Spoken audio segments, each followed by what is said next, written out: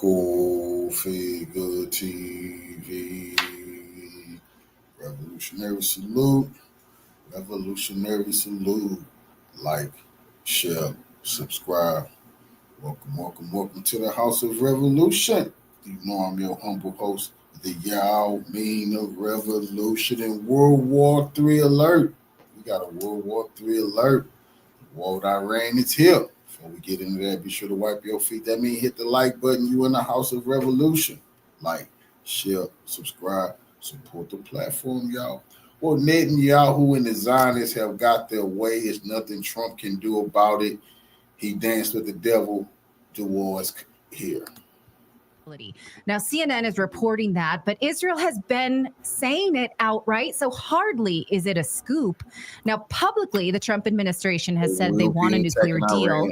They do not want to partner with Israel to bomb Iran, but they have moved the goalpost in just a matter of weeks, clearing a path for an attack on Iran. Now, originally, this is in April, rather, they said they wanted Iran to have a nuclear energy program. So some enrichment of uranium was fine, but they could not enrich, look at this here, anywhere near 90%, which is needed for a nuclear bomb. Steve Witkoff here says this to Fox News in April, that 3.67% of enrichment, we can live with that. That would be fine. To which Israel said, actually, no, 3% is not okay, even though 3% can never become a bomb. You need it to be at 90%. But Israel said, absolutely, our threshold is 0. No uranium in Iran, full stop, 0. And then the United States changed their tune. Here is Witkoff just 1 month later saying, yes, 0 is the amount. Previously, we said 3%. Now it's 0. What, I ask you, changed in a month? We have never been able to prove that Iran had a nuclear program. The Obama administration did their damnedest to try. The Bush administration launched a cyber weapon on their nuclear centrifuges with Israel. And still we have no proof. A decade later, the highest enrichment observed by the IAEA, that's the International Atomic Energy Agency, was 60%. And they told us they inspected every gram. So what is this absolute panic and determination to bomb Iran? Now, Iranian Foreign Minister Araghchi, I'm sorry, I'm not saying his name properly. He said, look. Better than I could say it. Look, we are going to have a nuclear program because it is one of our crowning achievements. He says, we need it, they've said all along, for nuclear power and other types of industry. He said, if the U.S. is interested in ensuring that Iran will not have a nuclear weapon, a deal is within reach. We're serious about the weapons program, but you need to come to the table and let's stop fighting in public because it's counterintuitive. He also retweeted a post from this independent journalist saying, again, the U.S. is being incredibly inconsistent.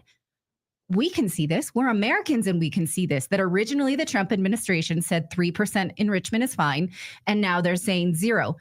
We have to acknowledge that our own diplomats are being inconsistent. This is, I mean, what's changed here? What's changed? 60% enrichment was fine. Then it's 0% is fine. Like they keep moving the goalpost here. Right. Then 3% is fine. And even the Trump administration had said, we want Iran to be prosperous.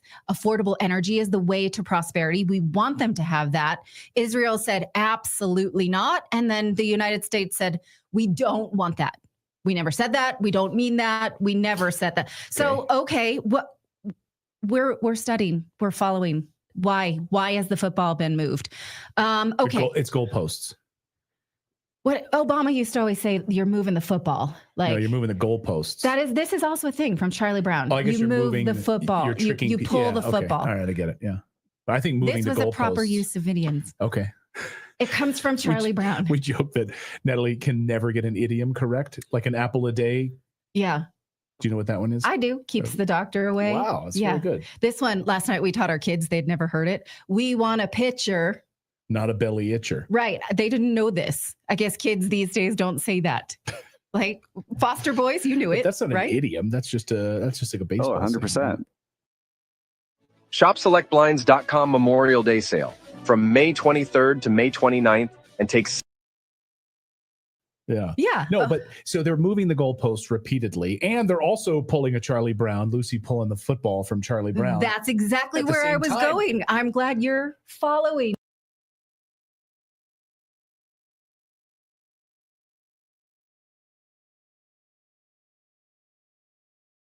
I don't know why I did it. Hold on.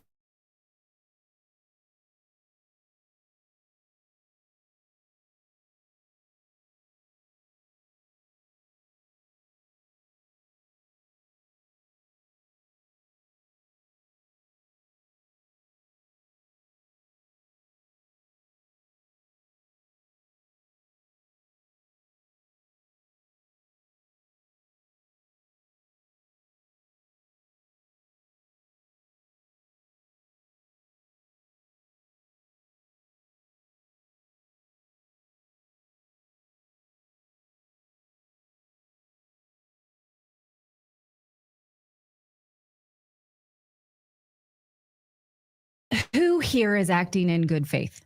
Is it us? Usually it's not. It doesn't feel like it is, given we were fairly encouraged that the United States was working in good faith with Iran, wanting the best for them, not lying about a nuclear weapon. How did this happen? Or is it Israel's wish list for that war and our secret foreign policy goals? Now, this is the way CNN reports it, that the heightened worry stems from the public and private messaging from senior Israeli officials. I'm sorry, I cut off that screenshot. That's on me. What it's saying here is we're spying on them, that we know what their private messaging is. We've seen it. They want this. And why not? They spy on us, I guess. Are we all cool with that? That would be an international scandal, right? If we were paying attention. And they seem to be prepping for a war with Iran with the weapons that we send them. So why would Israel thwart the U.S. peace deal? To sabotage that deal is what CNN is reporting. This source, unnamed source, says it's more likely that they strike to try and get the American deal to fall apart because they're saying it will be a bad deal.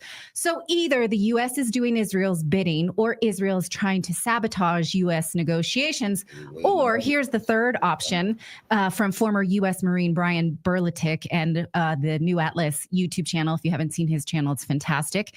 As he puts it, there is no daylight between the U.S. and Israel, and there is no daylight between the Trump and Biden administration. This was always the plan all along. We are being yanked by the chain to believe that there is really anyone working against it. So what do you think? Is this all a charade to pretend we can have plausible deniability that we didn't want this war with Iran all along? Is the spirit of John McCain, who wanted this so badly, still calling the shots? What do you think? Yeah, the spirit of John McCain, who famously sang a song on stage about bomb Iran, bomb, bomb Iran. And we're like, he really absolutely. And then you have warmongers like Lindsey Graham and others in Congress who are still actively pushing for this to happen, using whatever sort of stories and narratives, deep state narratives that they can to come up with. That, remember, the Iranian mothership was off the coast of the United States ready to bomb us. Yeah. Right before President Trump took office. So there was an Iranian mothership right there. Right. There was an attack in London from Iranians. It was all tied to Iran once again. So you hear these narratives all around Europe. But don't forget, Iran also tried to assassinate President Trump. Yeah, even while though he was on the campaign Roger trail. Stone called BS on that from the very beginning, that was another deep state ploy to drag us into a war with Iran. So people in the chat room are pointing out, they're like, President Trump seems to change with the wind on this. And it's like, I don't know, whoever has him last in the room has a conversation with him. That's who, and he just sort of changes with the wind. So we're at 60% enriched uranium, then at 0, and we just keep moving things around. Right. I mean, I feel like that's a little condescending to say that he doesn't have his own foreign policy that's consistent. And that is how people report that whoever had his ear last is where he goes. Surely he has some idea about either wanting or not wanting a war with Iran. But is it going to keep us safe? Is it put in? I really don't know, because, again, it's whatever the way the wind blows right now, the way Israel says. And so we can't. We're studying this. We're following you. You're a windsock. Well, yeah, that's a good way to put it. And we know internally, I mean, we know sources here at Redacted know that there are people surrounding President Trump who actively do not want a war with Iran, J.D. Vance specifically. Are those voices strong enough to prevent this from happening, to not do Israel's bidding and moving us towards a massively damaging war for the United States? Remember, we have 50,000 American troops that are stationed in that region right now. We've had multiple experts on the show pointing out that they would be sitting ducks, that they're not actual military bases, and many of them are like small outposts. They don't have the ability to stop any sort of hypersonic weapons or anything for that matter. I mean, very minimal protection for these 50,000 Americans. Why the hell are we there? Why the hell are we involving ourselves with this? We need to get out of that space. Right. And I want to talk about this because as this continues to heat up, the war in Gaza is horrid. I think there's no one who can deny that. Israel wants. There are plenty of people that can deny it on the but on the basis that they deserve it. But no one's denying that civilians are being killed in horrific ways. Now, as this happens, we are fairly certain here at Redacted that anti-war voices are being shadow banned, including us. Now, we notice what our live streams look like. We were watching the amount of people that are allowed to watch our videos. If we put Israel and Iran in the title, we suffer. And we can tell that. Now, is it because, and please ring in, are you too tired of war? Do you have war fatigue from the war in Ukraine that you just can't follow another one?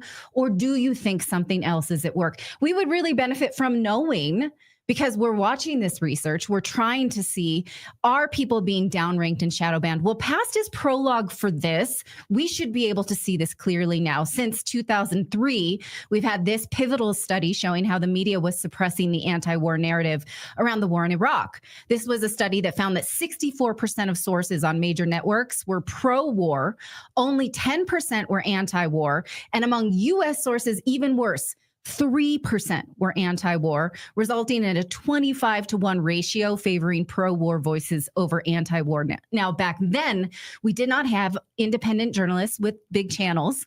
We did not have influencers to tell a different story. But now that we do, we see those voices being shadow banned, and we've noticed that on our channel. Now, we've been through this before. In 2021, when the war broke out in Ukraine, we were given a channel strike for reporting what the Ukrainian army had been doing to the people of the Donbas region for over a decade.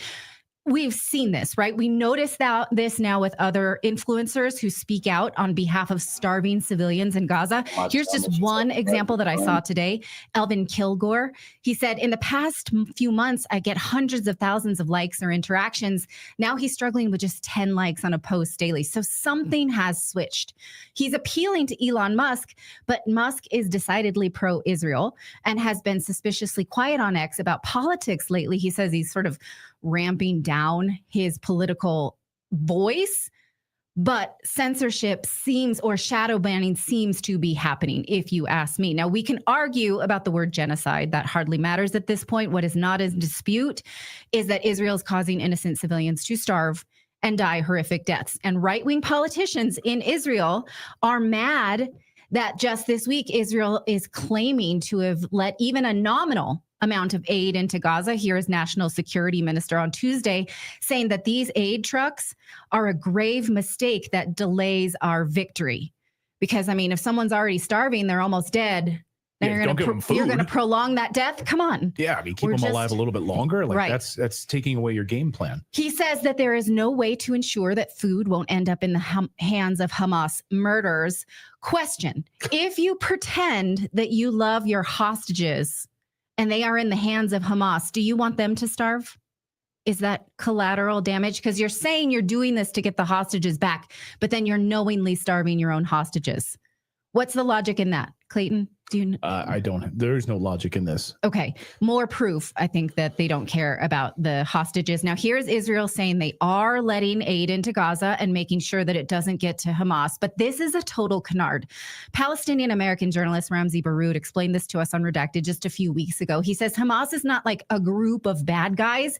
It is a political ideology for many Palestinians. You can't kill all Republicans in the United States and then have that ideal die. Listen to how he put it. Gaza is a different story. Hamas is Gaza and Gaza is Hamas.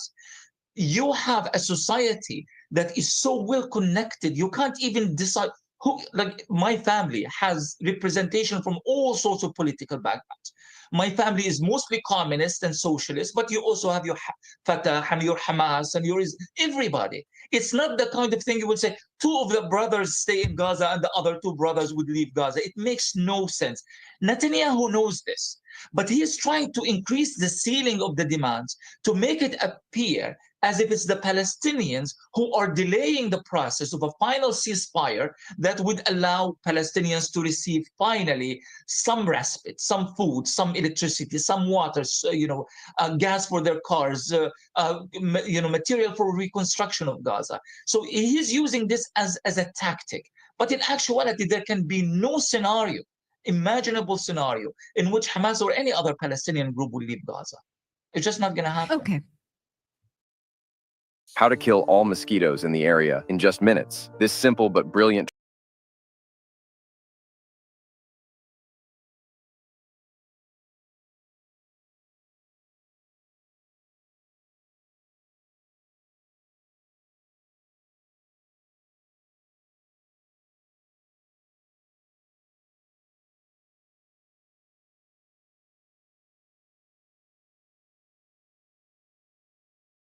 can't delay our esteemed guest, Colonel Douglas Macgregor, retired U.S. Army colonel, author, and defense and foreign policy consultant, who ought to be in the White House, in my view, but instead, at least, he's here on the mother of all talk shows.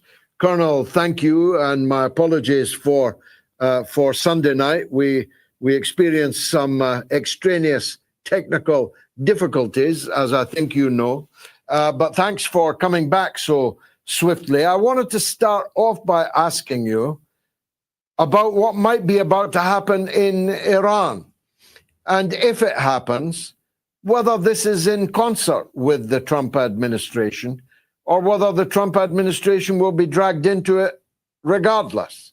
Well, you always ask the easy questions first. I really appreciate that, George.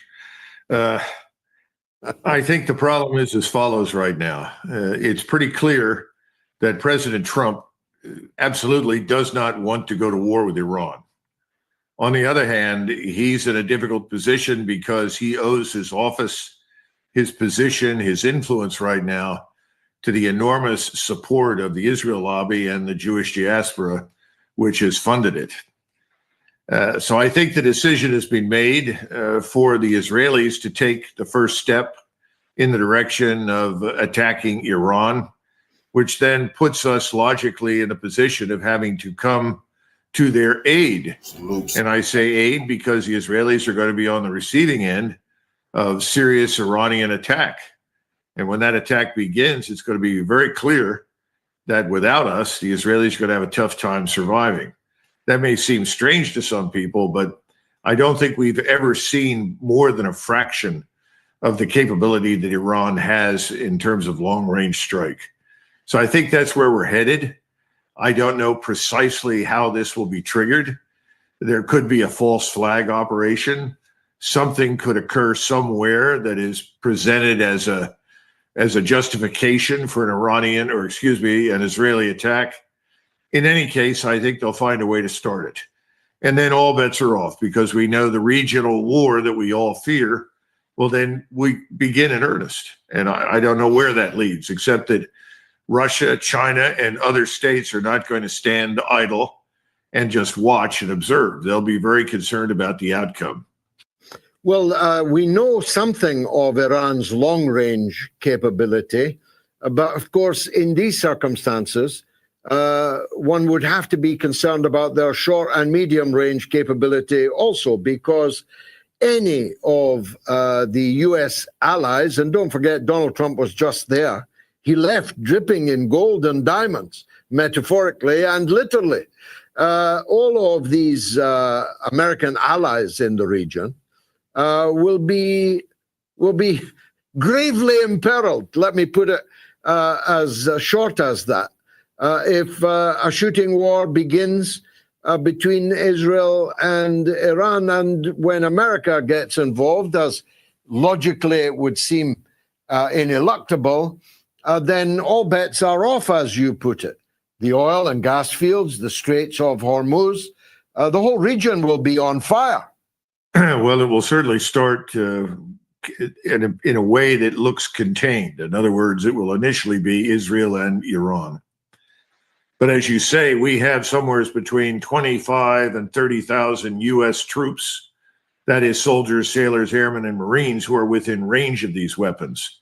That's one of the reasons that President Trump has been so reluctant to be drawn into this. He knows that we're vulnerable and we cannot protect all these bases that we have in the region.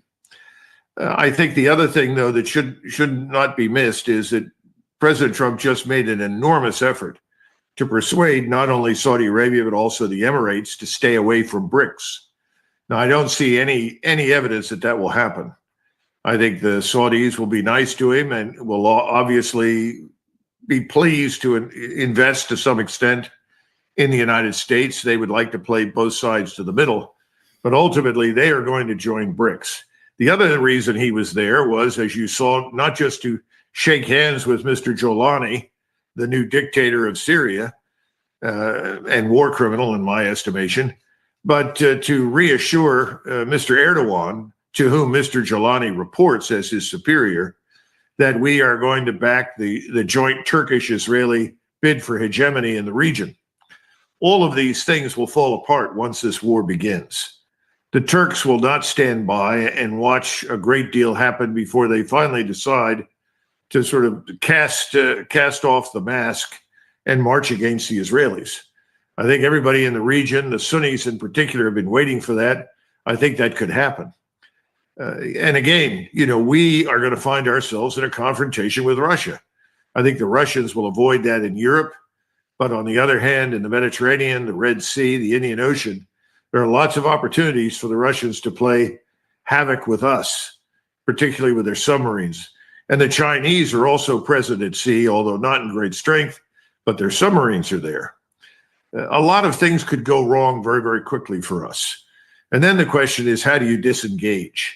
And I'm sure that's on President Trump's mind because while we're talking, George, I know a lot of people aren't necessarily paying attention to this right now, but the Bank of Japan is virtually given up trying to sell any more of its debt. We have a lot of trouble right now dealing with our own bond market. The bond vigilantes are essentially moving in and saying, we're not buying anything unless you increase the yield. Well, once you hit 5% in the 10-year treasuries, you're in real trouble. We can't service the debt. And right now, the 20-year bonds are up above 5% already. In other words, we're sliding not only into a serious recession, but I think it could end up being a depression. So we really can't afford to do any of the things that President Trump is talking about, whether it's his Golden Dome, missile defense fantasy, or it's the $1 trillion+ defense budget designed to sustain our posture all over the world. Those things are not really attainable anymore. So over the next 60 to 90 days, a war could bring everything to a very serious crisis at home, financially, economically, as well as overseas. That could spell the end of America's long-term imperialist ambitions. Let's put it that way. Just before we turn to the biggest of these big enchiladas, the Russia-Ukraine issue, let me ask you about Jolani, if I may. Ambassador Ford, not the British Ambassador Ford, who was also ambassador in Syria, but the US Ambassador Ford, who was also in Syria, he was giving a rather injudicious lecture the other day in which he revealed that a British organization had tasked him as long ago as 2022 to groom Jolani and dust him down, wipe the blood stains off his clothing, put him into a suit and tie, and prepare him for the presidency of Syria, which he now claims he has. At the same time, Secretary Rubio says This is what Ivy League universities you can get into with a 3.6 GPA. That all-out horrific civil war may be about to erupt in Syria in the next couple of weeks. What do you make of that? Well, MI6, the Mossad, and the CIA have all jointly orchestrated the events inside Syria. However, having said that, none of it would have happened without Mr. Erdogan's personal involvement and support. You couldn't have had the armed forces move as rapidly as they did and as effectively as they did to replace Mr. Assad had he not been involved. I think the Turks may come to the conclusion that the only way to avert that catastrophe is for them to actually move into Syria themselves. So I don't think it's impossible that we might see a Turkish military intervention directly into the country, because the Turks don't want trouble with the Russians. And they have had difficulties with Mr. Jalani's forces in terms of keeping them from attacking Alawites and others in the vicinity of the Russian forces on the coast. So it may be that Mr. Erdogan does that. That may also provide him with a useful cover to prepare for a confrontation with the Israelis, because the Israelis haven't been very smart about the way they're handling these things. They've made it known that they want to annex southern Syria. And frankly, they convey the impression that they intend to move into Damascus. And of course, that's one of the greatest cities of Islam. You know, you have the Ahmad Mosque there, which was built centuries ago. It's one of the first places that the Turkish intelligence chief went to pray when he visited Damascus. I imagine that Mr. Erdogan would want to do something similar. It's a messy situation. And under those circumstances, Mr. Erdogan may go in. Then Mr. Trump is in the unfortunate position of having to explain how his good friend, Mr. Erdogan, has taken steps that he did not clear first with Mr. Trump. But I don't think Mr. Trump is in charge, frankly, of what's happening there or in Ukraine. I think events are outpacing him. The good news is that in Ukraine, he'll probably say the hell with this, pack up his toys and go home, which would be a good thing, especially if he suspends aid to this regime in Kiev, which he should have done when he took office, and then pull all the Americans out. That would be very good. I think he's inclined to move in that direction. But the Middle East is a place where he just can't simply quickly disengage. So I think things are going to get worse before they get better in the Middle East. And Ukraine may benefit from our lack of interest and our myopic focus on Israel. What did you make of the 2-hour telephone call, which seems a long telephone call? I think Mr. Putin is always polite and gentlemanly. He's tried to talk to Mr. Trump in a way to make him understand that Russia's essential conditions and goals are unchanged, and that there will be no ceasefire until those conditions are met. But at the same time, he's trying to be flexible, and he listened carefully to what Mr. Trump said. But the ultimate outcome of the phone call was nothing. It is just nothing. Mr. Zelensky knows that the worst thing that can happen to him at this point is to shut down the war. Because as soon as he shuts down the war, those troops are going to head to Kiev. Where would you go as a Ukrainian soldier right now? I think you'd go to Kiev to rid yourself of Mr. Zelensky. So why would he really want a ceasefire? His best hope for survival in his mind at this stage is to keep the war going as long as possible. Obviously, the Russians would be delighted if the Ukrainians took control of their own destiny finally, wrenched it away from the hands of the CIA and MI6 and the Mossad and everybody else who is in Ukraine, and established a new government. A Ukrainian army relieved of the responsibility of having to man a front they can no longer man would be able to do that. But that would be the end of Mr. Zelensky, I suspect. So again, I think the situation in Ukraine has the potential to end well, at least from our standpoint now, from the standpoint of the globalists that rule Europe. Your government, Mr. Starmer or Mr. Macron or this man Merz, that's a nightmare, because increasingly the populations in Europe are discovering that they're ruled by people who will do anything in their power to destroy them. And that's beginning to sink in. It's begun to sink in Germany. It's sunk in Poland. I think the French are reaching that point. I keep waiting for a revolution to break out somewhere. What happened in England? Where's Cromwell when you need him? I'm here. I'm available, but that's another matter. Colonel, just finally, it's becoming very dangerous to be one of the potential next governors of Ukraine. The assassination in broad daylight, mob-style assassination, complete with the final shot to the head while the man was lying on the ground at the American Language School. This is a former member of parliament, a former aide to Yanukovych, the former president, a man who might well have been in the running for office, but now he's dead. It's beginning to look like the gloves are off everywhere, including in Kiev. There's high-level resignations from senior military figures and all kinds of blood-curdling threats circulating. Why use Mill when I have a curbside compost bin? Mill and this lovely bin are a match made in heaven. I've gone from emptying my compost. It might very well be that this war will be ended in Kiev by the Ukrainians. Well, that I think is everybody's hope.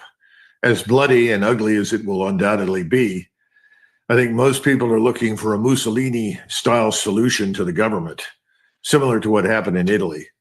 And the Russians, frankly, don't really want to go in there. They never have. This is the big lie, that Russia wants to conquer and rule Ukraine. Of course not. It was so disappointing to hear President Trump repeat this nonsense recently. And I don't know what happened to him, because he knew better just a few months ago. But I think that's coming. It needs to happen, George.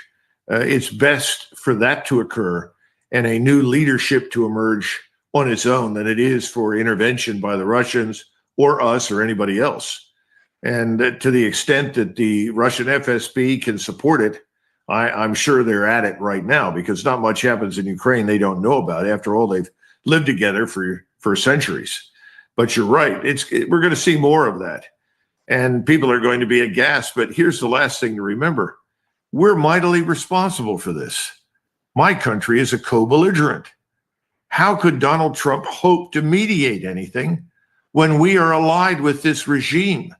We've supported it. We armed it. We encouraged it. Now we know that American and British generals have had a hand in directing the catastrophe from Wiesbaden and other places in Central Europe. I mean, my God, how bad can it get? So the best thing we can do at this point, best thing that President Trump can do, is pull the plug on it and get out. I would hope the British would do something similar, but I don't see much evidence for that yet. Well, of course, we now know it was all being done by AutoPen, because Jake Tapper, who told us that such theses were Russian disinformation, has now written a book saying that Joe Biden simply was not mentally competent to be the president for a substantial part of his term and maybe all of his term. So who, as Donald Trump asked today, who was manning the AutoPen that created this monumental issue in the Ukraine? Well, there are a number of names that have been tossed out that are holdovers from the Obama administration, as you know, who are actually calling the shots, I suspect. People thought that President Obama was, I don't know. He undoubtedly had input. A number of people did, because, as you say, when the man was elected, he was already unfit for office. You know, my concern at this point is that President Trump is also showing his age. I've begun wondering whether or not we don't need some sort of a new ruling that says you can't be over the age of 65 and be president of the United States. We've always worried about someone that might be too young. We've never feared what we see happening today with someone who might be too old. But I think Biden was always a useful instrument. He was a facade, and others were shaping policy. And certainly his Secretary of State, his national security advisor were key players in all of that, but they were receiving instructions and input from others. And it was so nice of Jake Tapper to now reveal these kinds of things when he knew from the very beginning this was the case. That's what's so frustrating. I mean, he's a co-conspirator in the big lie. The whole city is in need of an enema. I hate to be blunt, but it is just rotten to the core right now. It makes Versailles look competent and insightful in 1789.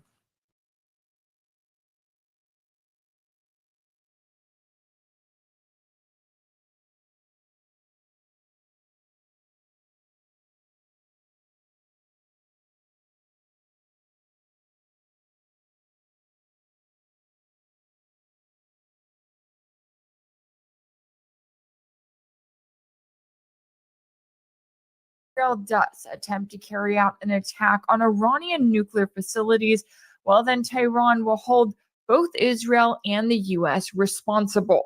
This, as we've seen reports here in the West, that not only is Israel planning an attack, but that they're specifically planning it if talks between the U.S. and Iran fall apart. And we are at a point right now where the Trump administration has suddenly changed gears, right? It initially made it look like it was pursuing a second version of the 2015 JCPOA that, yes, Trump pulled the U.S. out of back in 2018. But now all of a sudden we have Middle East envoy Steve Witkoff claiming that uranium enrichment whatsoever, that is a red line for the U.S. in a possible deal with Iran. So where does that leave us? Well, we got into all of the latest with a special guest earlier. So let's listen to that conversation now. Joining me now to discuss is Syed Mohammad Mirandi, a professor at the University of Tehran. Professor Mirandi, thanks so much for taking the time to join me. Thank you very much for inviting me. Now, I want to get your take on the latest here, as I know we've been following the talks that have happened between the US and Iran under the Trump administration. And when they started out, it seemed like the premise at the time was that the US wanted to agree to a new version of the 2015 JCPOA, which Trump, of course, pulled out of in 2018. But then the tune changes, and suddenly you've got Middle East envoy Steve Witkoff saying that the U.S. won't agree to a deal that allows for any uranium enrichment at all, a demand that the Trump administration has to know that Iran won't agree to. So how do you view the current state of tensions? Is there any chance for a deal here? Well, in Tehran, it seems like there's chaos in Washington because you have different voices from the very beginning. Witkoff was saying one thing, the Secretary of State was saying something else. Then, just like in Ukraine, and then we saw Witkoff himself also change his position. Initially, he was saying the only issue is nuclear weapons, which Iran has no problem with that, and there are ways to create an environment where both sides could be satisfied. But then Witkoff suddenly changed his position altogether. And as you rightly pointed out, his position is one which Iran would never accept because it is a violation of Iranian sovereignty. Iran has a right to enrich uranium, and it will continue to do so. And denying it that right is denying Iran its sovereignty. And it's not just Witkoff. At the very beginning, when Trump came to power, initially they were saying that Iran has to get rid of its missile capabilities, its drone capabilities probably, but also its alliances across the region, which Iran said no to. And the Americans had to put those aside and then just focus on the nuclear program. And even that, as I said, they flip-flop. So the Iranians are just waiting to see what the Americans really are after, because if they are insistent that Iran discontinue its enrichment program, then there's not going to be a deal, and the Americans are going to have to live with that. And by the way, there's a good reason for this. Iran, in the past, when it needed enriched uranium for its experimental reactor in Tehran, which produces medical isotopes, the Americans prevented Iran from importing the nuclear fuel for that reactor. And that was what caused Iran to produce enriched uranium at 20% in the first place, because that reactor uses enriched uranium at 20% to produce medical isotopes for cancer patients, and hundreds of thousands of people use them every year. More options means even more affordable ideas for your bathroom from Floor & Decor. Why is Amazon paying me $63,000 a month? Well, I didn't make this kind of money selling yoga mats and toasters. Yeah, and I appreciate that explanation because I think that that's something that is not only, well, neglected, intentionally left out here in the West, let's say, but on top of that, they try to make it sound like, oh, Iran is on its way to creating a nuclear weapon, that is what it's going to do tomorrow. And then you even have, speaking of the Trump administration with different messaging, I mean, we had the director of national intelligence, Tulsi Gabbard, come out and tell Congress, we have no evidence that Iran is creating a nuclear weapon or that that's something that they necessarily intend to do. And as you were noting there, when it comes to the response that we're getting from Tehran, I mean, we heard from Iran's supreme leader. He called the latest U.S. demands excessive and outrageous. We also heard from Iran's foreign minister, who said that a date has been proposed for a fifth round of talks, but that Tehran has not accepted it yet. And I also thought it was notable. He said earlier this week in a statement on X that, quote, if the U.S. is interested in ensuring that Iran will not have nuclear weapons, a deal is within reach, and we are ready for a serious conversation to achieve a solution that will forever ensure that outcome. Enrichment in Iran, however, will continue with or without a deal. And I think he phrased it very well because it just doesn't seem like the Trump administration is serious right now. How do you view their latest kind of, I guess, apparent flip-flop of the moment? It's not new. When we look at what's been going on since the return of Trump, it's been just like that elsewhere. Initially, Trump was saying he's going to end the war in Ukraine in 24 hours. And now, after months, he's beginning to sound somewhat more like Kellogg than he did before. And on the other hand, when we look at Palestine and the genocide in Gaza, on the eve of his presidency, he and Witkoff pushed for a deal, a ceasefire. But then he himself tore up his own deal by saying Palestinians must be ethnically cleansed from Gaza. So he's constantly changing his position and flip-flopping, but he's also moving the goalposts. And the same is true with the trade war, whether it's with China or with other countries.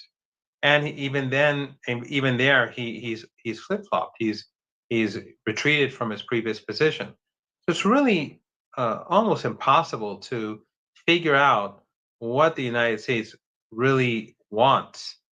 And what's even worse is that let's assume that somehow there's some sanity in the U.S. negotiating team, and they get their act together, and they negotiate something reasonable with Iran. Who's to say that the following day we won't wake up to see Trump post something on Truth Social negating the whole deal? So it makes it almost impossible under these circumstances to be certain that we can really deal with the United States in any way or form. Yeah. Oh, I'm right there with you. And it's like you watch Trump every day seems to be okay. Not just what mood is he in, but what is his policy going to be towards any given region in the world, except maybe Israel. And it has been interesting to see. I know that there have been some reports going around this week here in the West that Israel is preparing for a strike on Iranian nuclear sites.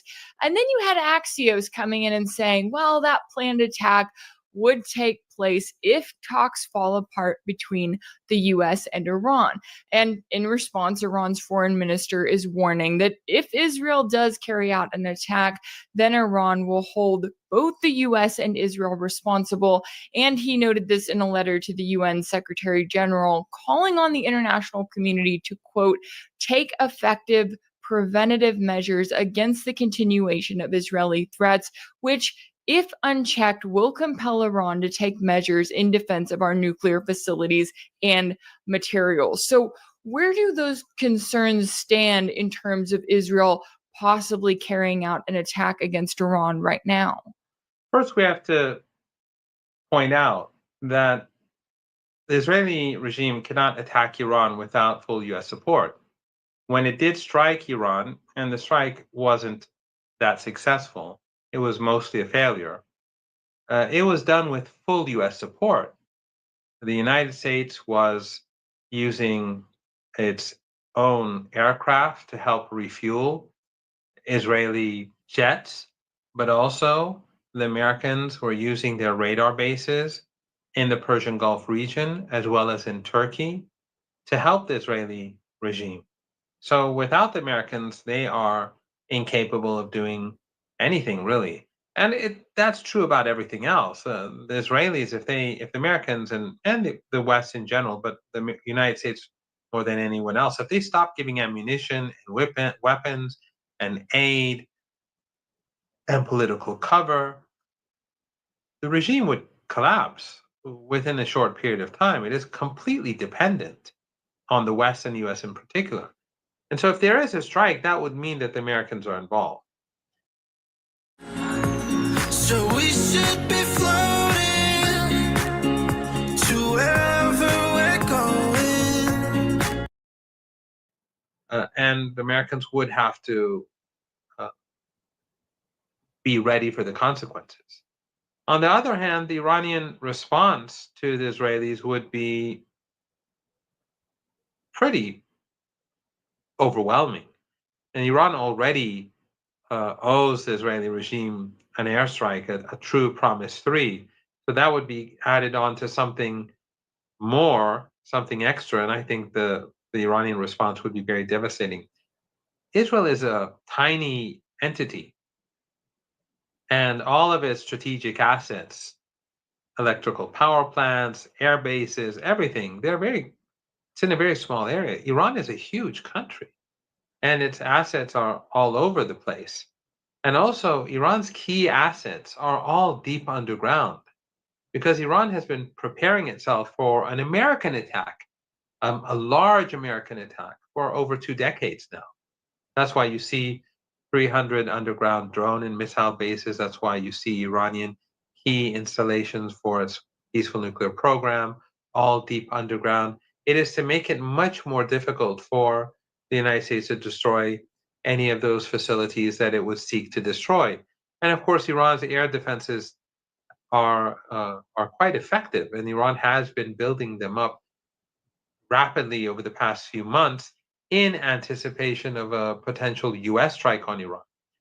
And I should also point out that a strike from Israel isn't going to have much of an effect because these missiles that are fired from aircraft, they have small warheads. The Iranian missiles, which are surface-to-surface missiles, have very large warheads, and Iran has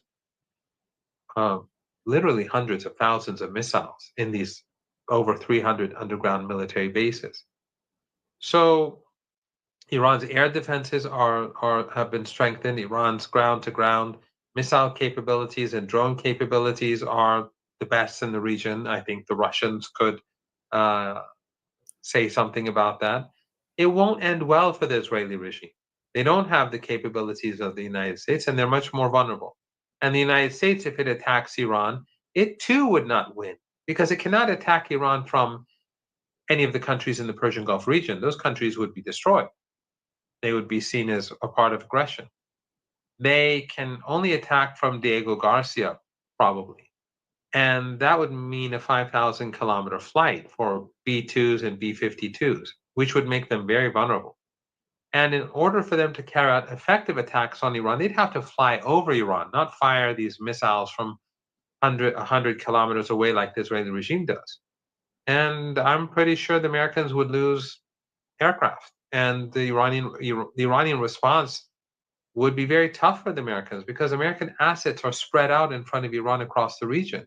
The Persian Gulf region is full of glass palaces and glass mansions, and it's not just U.S. military assets, it's U.S. interests across the region. Iran can hit back at the US in a very painful way. So I don't think I'm absolutely confident that the United States would not win such an exchange, and the Israeli regime, I'm absolutely certain that it would suffer enormously. Yeah, and I appreciate you laying that out too, because I think that that's another thing that's missing in the media, right? They act like, oh, if Israel carries out this attack, one, they don't talk about the blowback, what Iran could do back, but they also don't talk about the ways in which, as you're noting there, Iran has been preparing for an attack, for themselves to be attacked, right? Preparing their air defense, preparing for an attack coming from the US. And they also are well aware that Israel is not acting on its own. It has to have US support. And yet, in the media, especially in recent weeks, we've seen these reports that, oh, you know, Netanyahu and Trump, they've cut off contact, they're not getting along. And I'm going, okay, I'll believe that when the US stops sending the bombs to Israel to then rain down on Gaza, right? I'll believe that when we actually see some policy changes, but not until then. And speaking of, you know, where things stand, we have watched Israel ramp up this genocide to just horrific proportions. I mean, some of the latest data, I know that they have killed thousands in just the last couple of weeks. But on top of that, you also have the UN warning that thousands of Palestinian children are at risk of imminent death after nearly 3 months with no form of aid. And that includes 14,000 babies at risk of dying in the next 48 hours. And it's gotten so bad that I just was on X and I saw Piers Morgan in a segment actually mentioning that Smotrich was using genocidal rhetoric and saying, like, actually condemning what Israel was doing. And I was surprised to see it, not to make a lighthearted comment there about a very dire situation. But how do you view the current state of this genocide and the overwhelming support that the US is still giving to Israel in the midst of it? Oh, Piers Morgan and others in the West, they are complicit in this Holocaust. They are all guilty, and they have closed their eyes for 20 months. And they've tried to justify this mass slaughter by lying about October the 7th and repeating fabricated stories about beheaded babies and rapes and so on, and by refusing to give context to October the 7th. We know quite well that Gaza has been subject to genocidal attacks from the Israeli regime for decades. And we know that they've been imposing starvation sieges on Gaza on numerous occasions. And what happened on October the 7th was a response to decades of these people being locked up basically in a prison, in a concentration camp. We're Phoenix Energy, a family-owned oil company focused on unleashing American oil from North Dakota and Montana. We've already sold over 2.9 million barrels, creating steady jobs for hardworking folks chasing the American dream. You can share in our success by investing with Phoenix Energy and get 9 to 13% annual interest through our Regulation D 506C bond offering. Join our next investor webinar to learn more about Phoenix Energy.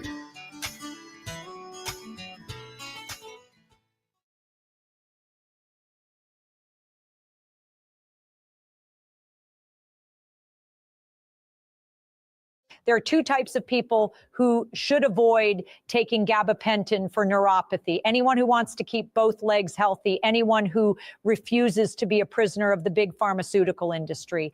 If you're experiencing severe nerve pain, such as numbness in your legs, tingling in your feet, or burning that never goes away, your body is in danger. What's worse, doctors only give you medication for these symptoms without treating the real cause, which can lead to a loss of mobility. But the good news is you can take action.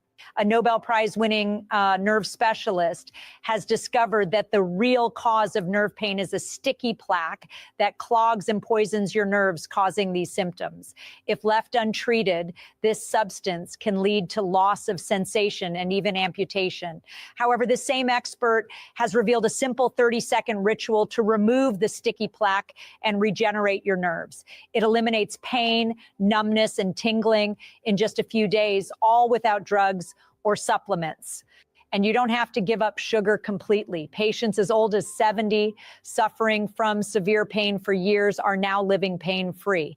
If you've had enough of the pain and want permanent relief, click below to watch a free presentation that shows you how to eliminate nerve pain naturally. No need to spend fortunes on expensive treatments or doctor's visits. More than 62,300 people have already tried this 30-second ritual and are now living pain-free. No more expensive treatments that don't work. No more living in fear of losing your mobility.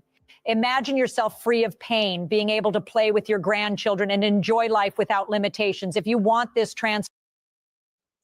But because the media in the West, and because in the West the environment is so controlled by the Zionist lobby and by the neocons and others, these people, they've been repeating this propaganda, and they've allowed literally hundreds of thousands of people to be slaughtered. We know that there are estimates out there that go far beyond the official numbers of the Ministry of Health in Gaza, because many people are missing, many people die as a result of illness and preventable injuries, preventable illnesses and injuries that could have been treated.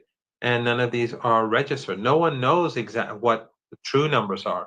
So these people have provided the Israeli regime with the opportunity to get away with this genocide for 20 months now. And now, because the tide is turning and the world has woken up and things are getting, even in the West, public opinion, and in the United States in particular, public opinion is turning hostile towards the regime. We now see certain media outlets and certain individuals in the media, as well as politicians, begin to change their language. But it's far too little and far too late. Yeah, and they've had access to the same information that we have this entire time, right? They've been able to watch these same horrific images and videos and just see this genocide playing out and really being live streamed before the world. And exactly as you said, they've played a role in covering it up or refusing to add context, or, just focusing on little parts of it and acting as though that is the entire thing, or even acting as if this is some sort of war that is playing out. And now when it comes to the rhetoric that we are hearing from people like Netanyahu and Smotrich, they've taken their own fantasies of ethnic cleansing, mass murder, extermination of Palestinians, and they've started referring to it as carrying out Trump's plan. And obviously we know that the Palestinians will give everything that they have for their land, and they have up until this point, because that's what they've always done. But is there any hope for the Trump administration backing down, for Trump backing down when he starts to realize that he is the new genocide Joe, the tide is turning, and this is the genocide that he is wholly complicit in now? What if your smile could go from looking like this to this? Nuvia's 24-hour process is really unique. It's a game changer in terms of having your teeth the next day. You're getting the final product. You know that you're getting the smile that you've imagined. It's an incredible life-changing event for the patients that go through it. And it's just a wonderful opportunity to be able to see the change instantaneously that having a new smile can bring. I think Nuvia is on the cutting edge for dental implants, and that's why so many patients are now choosing us. Overnight is pretty unheard of. You get to start the next chapter of your life within 24 hours. The temporary process is so uncomfortable for patients. To do it in 24 hours, you don't have all that discomfort. You don't have all that annoyance. Whatever changes you want happen right away, and you're not waiting for 6 to 7 months or maybe even 8 months to kind of finish your treatment. Literally in 24 hours, your treatment's done. Having our teeth definitely helps you with your confidence, because knowing that these won't break. We don't focus on any other procedure. This is where all our time and effort goes. You won't come by that anywhere else. The uniqueness is in the materials and in the speed that we can place the prosthesis to the patient. is treated, and 24 hours later, they have a final prosthesis. Nuvia 24-hour teeth is different. It's not just aesthetic, it's functional too. It's your permanent teeth, literally in 24 hours. It's life-changing, not only for them, but for me as well. And so emotionally, it's been rewarding. And for me to be actually do what I love, that's leading to this outcome, there's nothing like that. Nuvia is the only company where we promise and deliver permanent teeth in 24 hours. And when we say permanent, we just don't mean something fixed. We literally mean permanent. I'd like to tell my patients that Nuvia is a place where you should feel warm and welcome, and you're going to feel safe. I think the qualifications and the certifications of the surgeons and dentists and prosthodontists and the entire team are top drawer. Two things, really. One is that this genocidal rhetoric, as you know, did not start over the past few days. It's revolutionary salute to our queen, Yaya's kids, for gifting 10 core figure memberships to the House of Revolution. Revolution is real life. Absolutely appreciate the love, queen. Try to keep the memberships at least and help us keep the house on. The House of Revolution. I'm trying to see why they still running these ads, man. I done paid these people. This is crazy. They say your Google account needs attention. Well, I can't do it right now on my live. But I damn sure paid. It started from the very beginning. And that was a part of the, if anyone had read those who read the South African complaint to the ICJ, it would have been clear from day one the intent was genocide. We recall the Israeli regime prime minister speak of Amalek on multiple occasions, and basically meaning the need to wipe out the entire Palestinian population. We recall the president of the regime, the defense minister of the regime, or the genocide minister of the regime, as he should be called, how they were saying that there are no innocents in Gaza, including children, as they had said that we're going to cut off medicine, water, food, and all supplies to Gaza. These are all genocidal intent, and these were all being said and carried out in October last year. So 2 years ago, meaning 20 months ago, effectively. So anyone who speaks of some statement made by an Israeli minister in the last few days is just being dishonest. They know that these statements have been made by much more important people in almost 2 years ago, but they refused to say anything about it. Instead, they decided to just repeat the lies that the Israeli regime told them. And Trump, without a doubt, he is more responsible for this Holocaust than even Joe Biden, because Trump himself is giving the justification to wipe out the Palestinian people. He was the first American president to say that Palestinians must leave Gaza. And now Netanyahu is saying he's going to implement Trump's plan. So all the deaths are on his watch and his shoulders, and he is fully responsible. He is equally, although so was Biden and American elites, all of them were partners in genocide. But now this is done in the name of Trump. Trump is not a silent partner like so many American government officials and diplomats and journalists. He is now a senior partner whose name is being used to carry out this genocide. Yeah, it's very telling when he's going further than even Biden, who is happy to talk about himself as a Zionist. Trump is taking it further. He's normalizing this genocide, or at least attempting to. I know that there is certainly a lot at stake here all around, and I really appreciate you taking the time to join me today to break down and to give insight into the latest. Syed Mohammed Mirandi, a professor at the University of Tehran, thank you so much.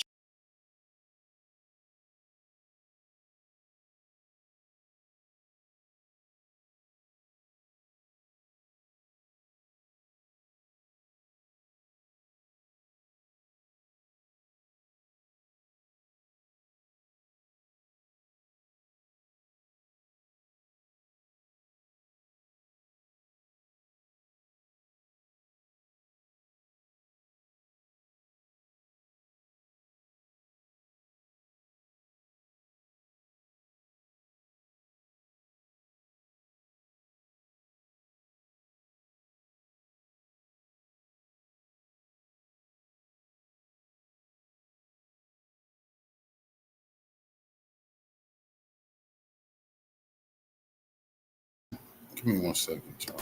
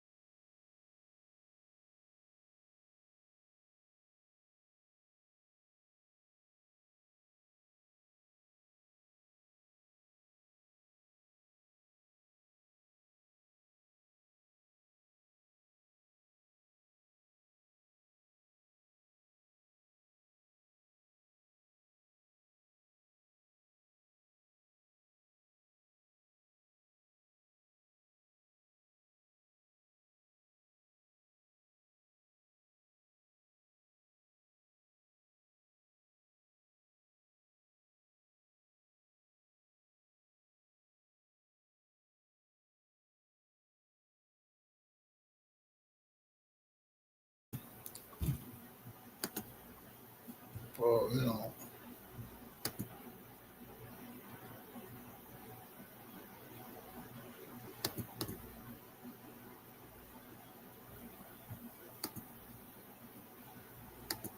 I don't know what the fuck just happened. I'm trying to.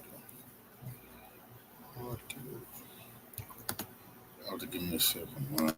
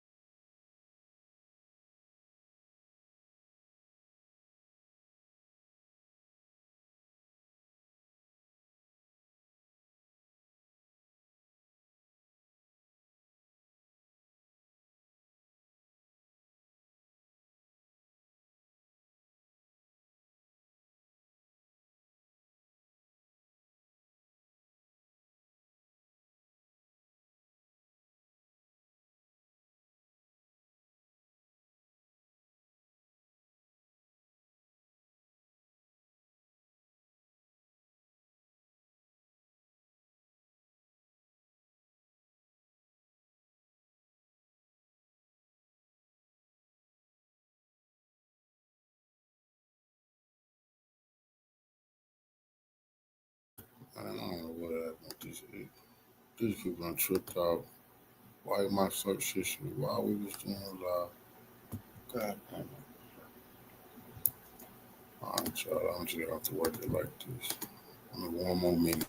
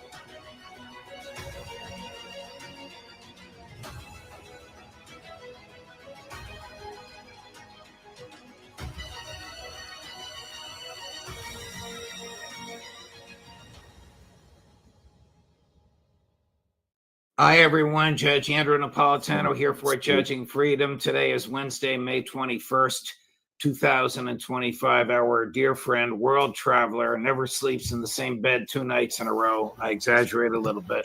Pepe. Salute to our brother Anthony for the donation to the war chest.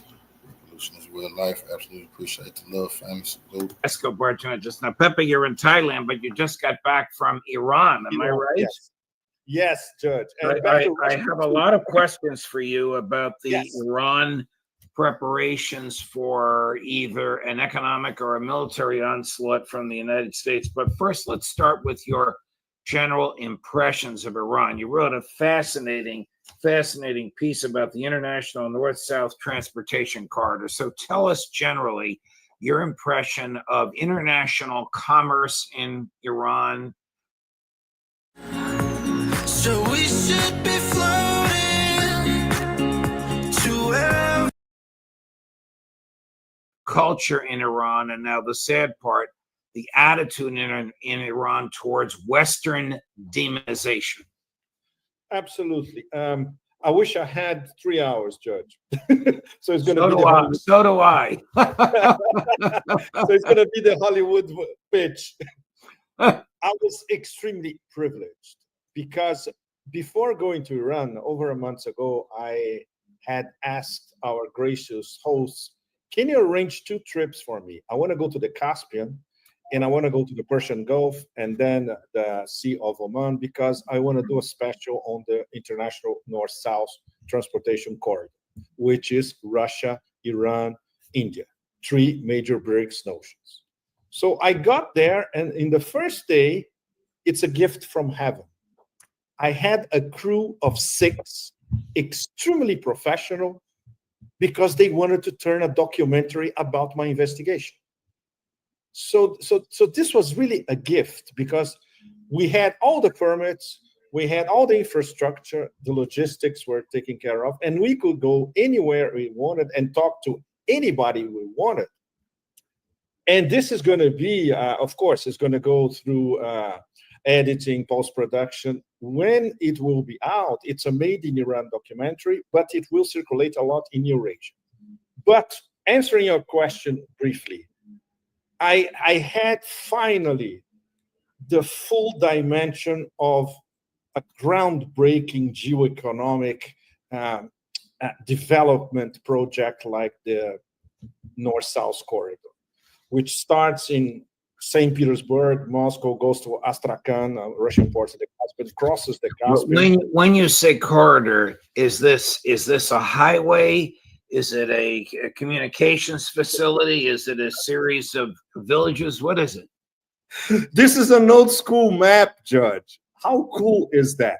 Wow. Because this old school map was given to me by an Iranian specialist in trade corridors.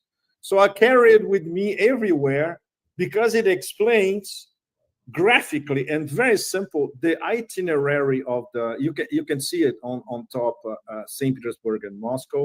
You see Right. the Caspian.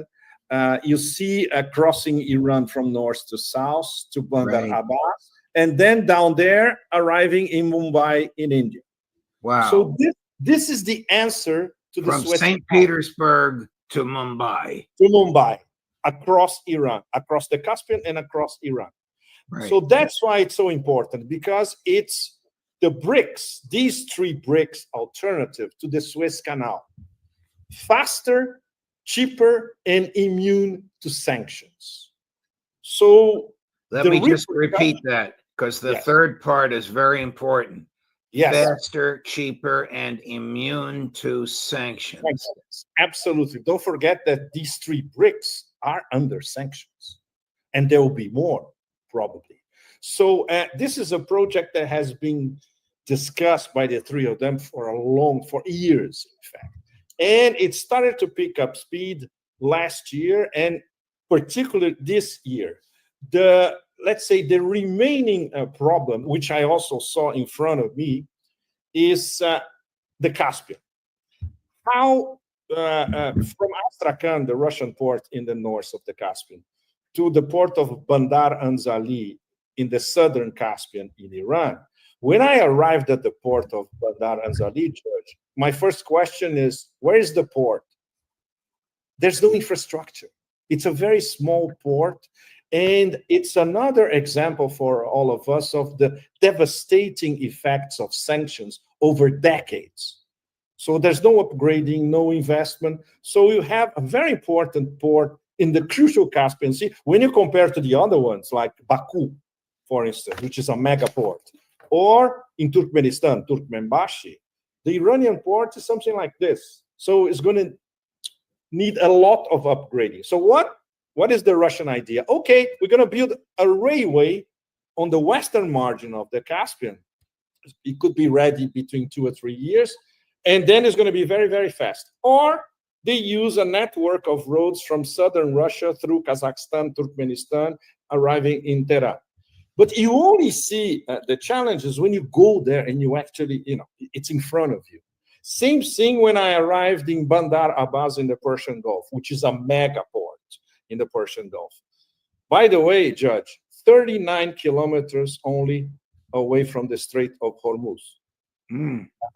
My first question was, okay, can I see the Strait of Hormuz from here? They said, no, it's over there because it's 39 kilometers. And it's also always foggy, but it's over there. And when you leave Bandar Abbas we took a flight from Bandar Abbas to Chabahar.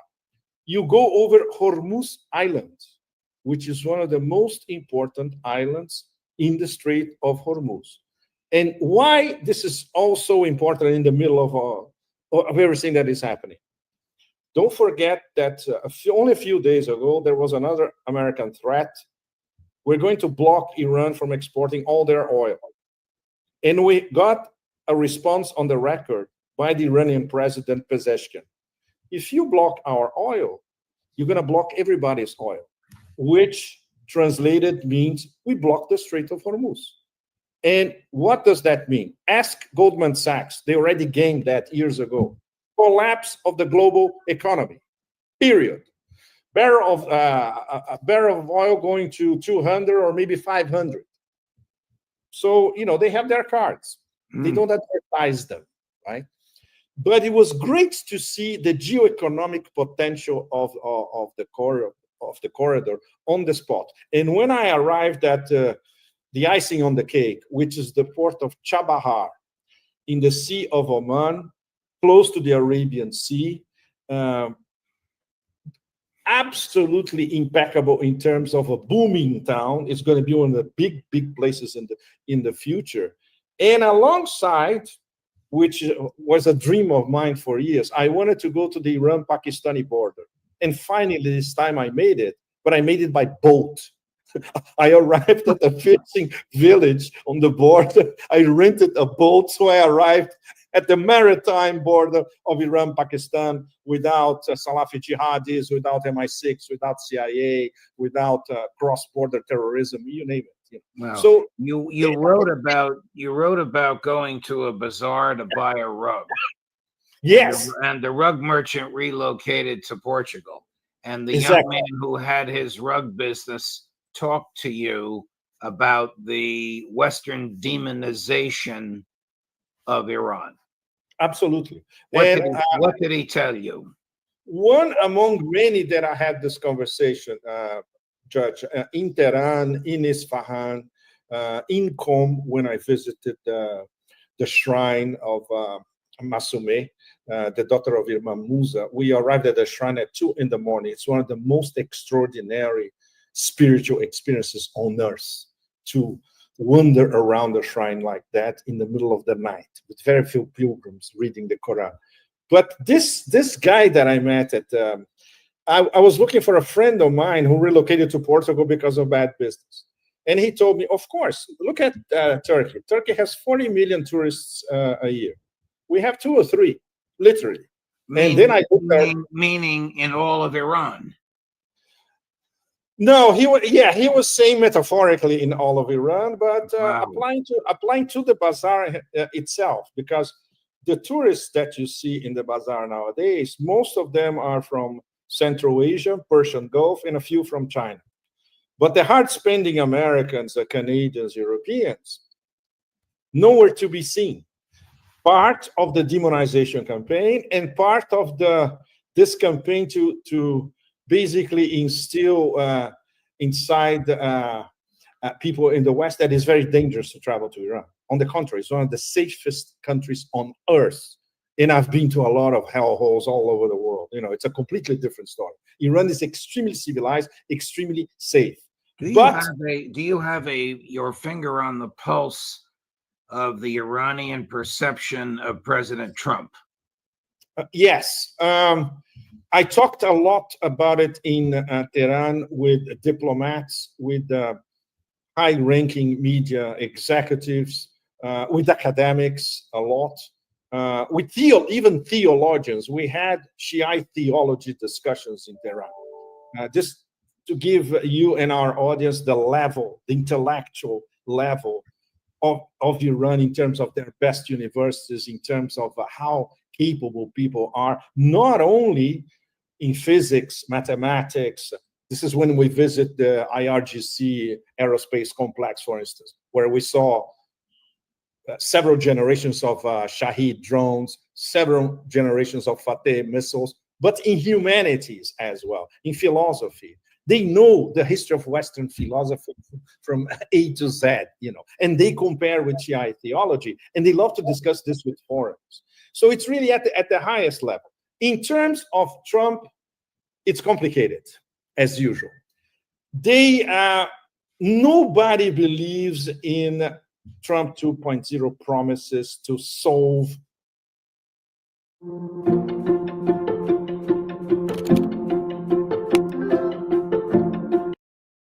the so-called nuclear deal or new JCPOA 2.0, because the fact that Trump canceled the original JCPOA left a profound impression all across Iran, and I mean the whole spectrum of society. So basically, rule number 1, which is what Ayatollah Khamenei is always saying, we cannot trust the Americans. But there's the benefit of the doubt this time, because, okay, Arakshi is discussing with Witkoff. At least they seem to be understanding each other a little bit. There's going to be another meeting this Friday in Rome, in fact. So at least the negotiations continue. But at the same time, the threats continue every week. And in Iranian media, it's all over the place. In Iranian media, in Farsi, it's all over the place. So you have the front page, Trump saying, if there's no deal, I'm going to bomb Iran. Then the next day, we're going to, if they don't go for zero uranium enrichment, there's no deal. And then I'm going to block them exporting their oil. So this is what in the Iranian unconscious, this is what's, imprinted virtually every day. So because there's no diplomacy on the American side, it's basically a series of threats. Right. Please. Let me switch gears a little bit. In your view, is the West I'm thinking of France, Great Britain, and Canada beginning to recognize the horrors of the genocide in Gaza.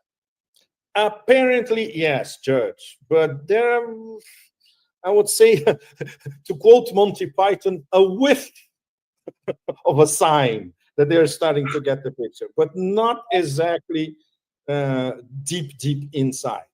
We're going to see the next, because the fact that the legitimation of the genocide by the fragmented collective West is going to be a tremendous blowback to all these so-called political leaderships across the West. They're starting to see that it's going to hit them sooner rather than later.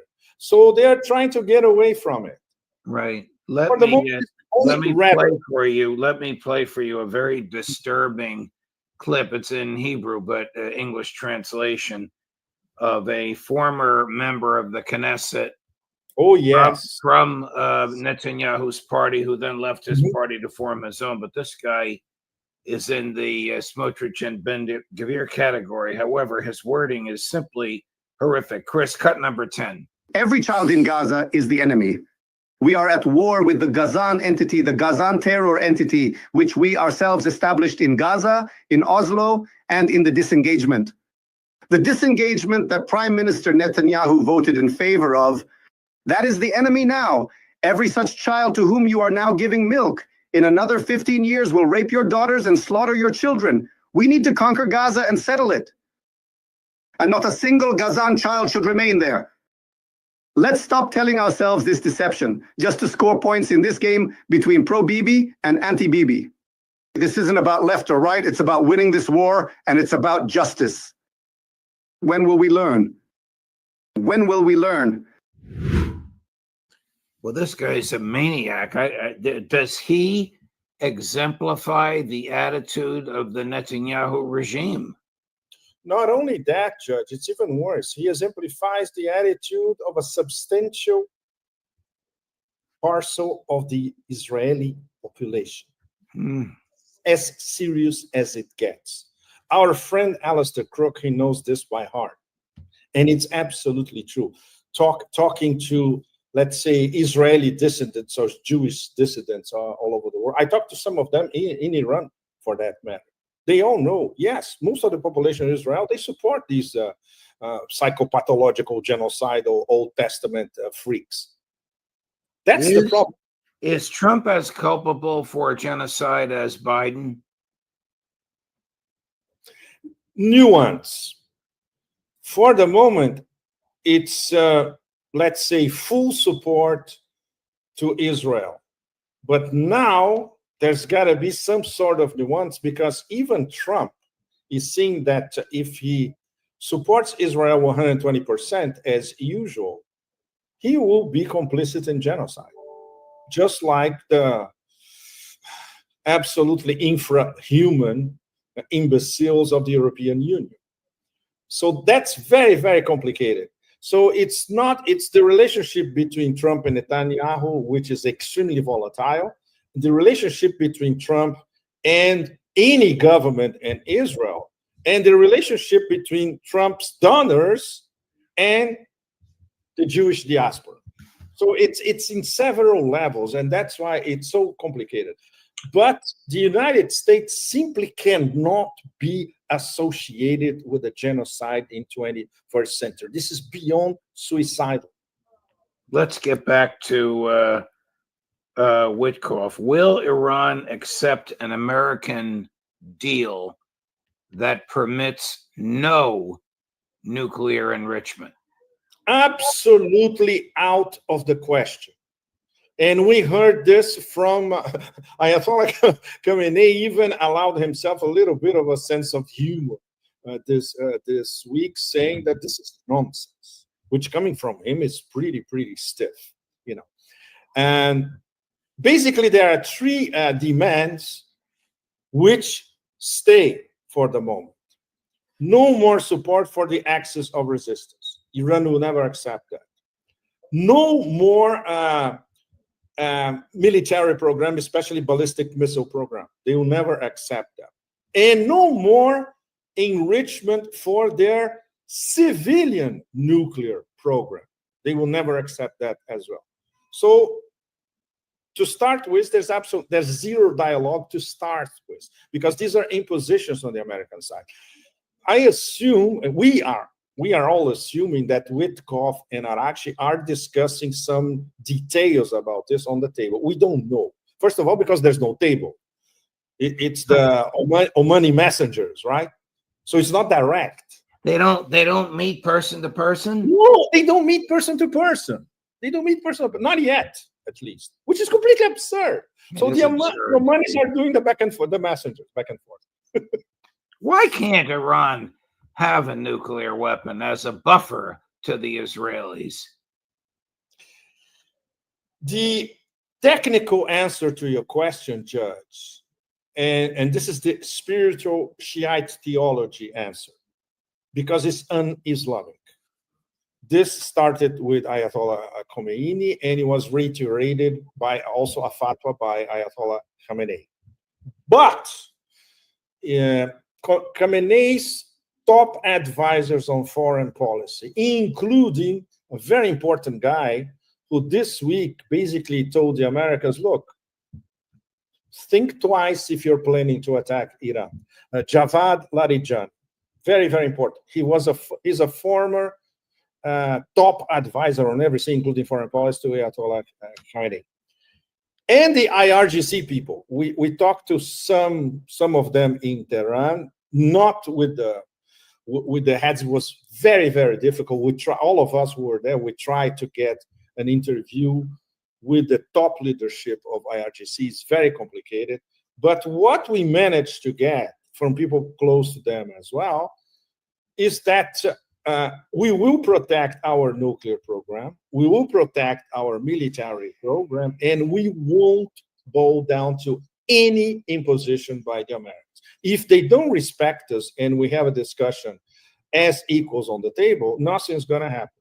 How will, I'm going to use the Pepe Escobar phrase, pardon me, how will Iran tackle the U.S.? Stated differently, what will Iran do if Israel and the U.S. attack? Well, we had already a glimpse, which was the first time coming directly from the president, not from IRGC, not from so-called hardliners in the West.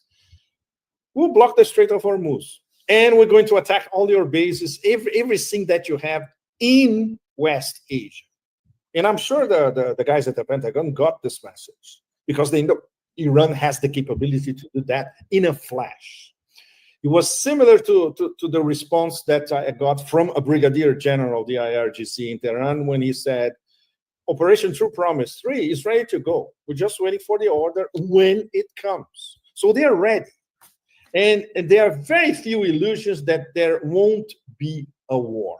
Is an Israeli attack imminent, as CNN reported about an hour ago? No.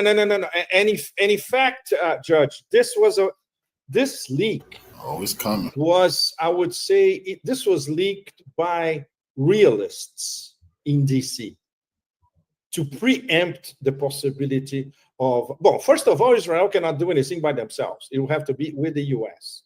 Realists in the Beltway, in the different silos. Mr. Wonderful here. My friend Howard Marks is the co-founder of Activision, the gaming giant that was everywhere, Pentagon, CIA, etc. They know that it will be suicidal.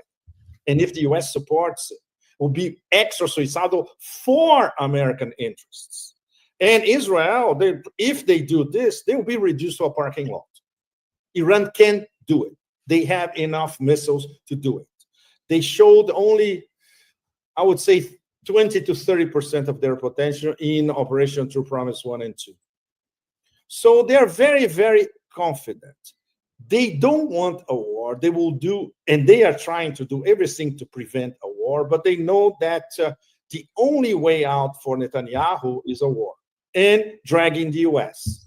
The thing is, he cannot drag Trump when Trump starts thinking that he's being manipulated to enter a war that he doesn't want. Here's Witkoff's latest. This is not very happy, but here's what he said on Sunday about his negotiations with the Iranians. Chris, cut number 5. Can you give us a sense of what is the outline of the deal that President Trump wants to get with Iran? He wants to solve this this conflict diplomatically and with dialogue. But on the other hand, we have one very, very clear red line, and that is enrichment. We cannot allow even 1% of an enrichment capability. We've delivered a proposal to the Iranians that we think addresses some of this without disrespecting them. And so that's important. We want to get to a solution here, and we think that we will be able to. But everything begins from our standpoint, John, with a deal that does not include enrichment. We cannot have that because enrichment enables weaponization, and we will not allow a bomb to get here. But short of that, there are all kinds of ways for us to achieve our goals in this negotiation. We think that we will be meeting sometime this week in Europe, and we hope that it will lead to some real positivity. And that's where we are, sir. That's a non-starter, right?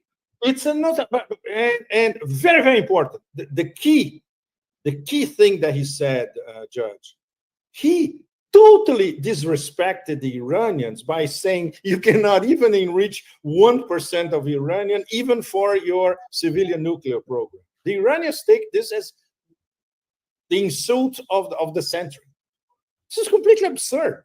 And they have already been enriching uranium for their own civilian program for decades. So it's a complete non-starter. Where do you think this will be in 6 or 10 months? Well, Judge, when we try to be realists, in our line of my old school reportage and news analysis line, we stick to facts. And the problem is the American government and this administration, it's not facts, it's narratives, clashing narratives, superimposed narratives, twisted narratives, narratives that change from one day to another, because there's no tactic and there's no strategy, especially. And that's why these two, it's very, very important, because these are the two parallel key negotiations going on now that will define the next few years, at least, or decades. Russia, US on Ukraine, and US, Iran on the so-called, it's not the nuclear deal. It's Iran as a great power, as a great regional power, which is something that Israel simply cannot accept. These are the two parallel negotiations. And it's no wonder that the US is stuck on both. Pepe Escobar, a pleasure, my dear friend. I don't know how you do it, but thank you very much. I have no idea what the time is where you are, but you're as lively as ever. God bless you. Thank you for all your insights. Thank you for sharing.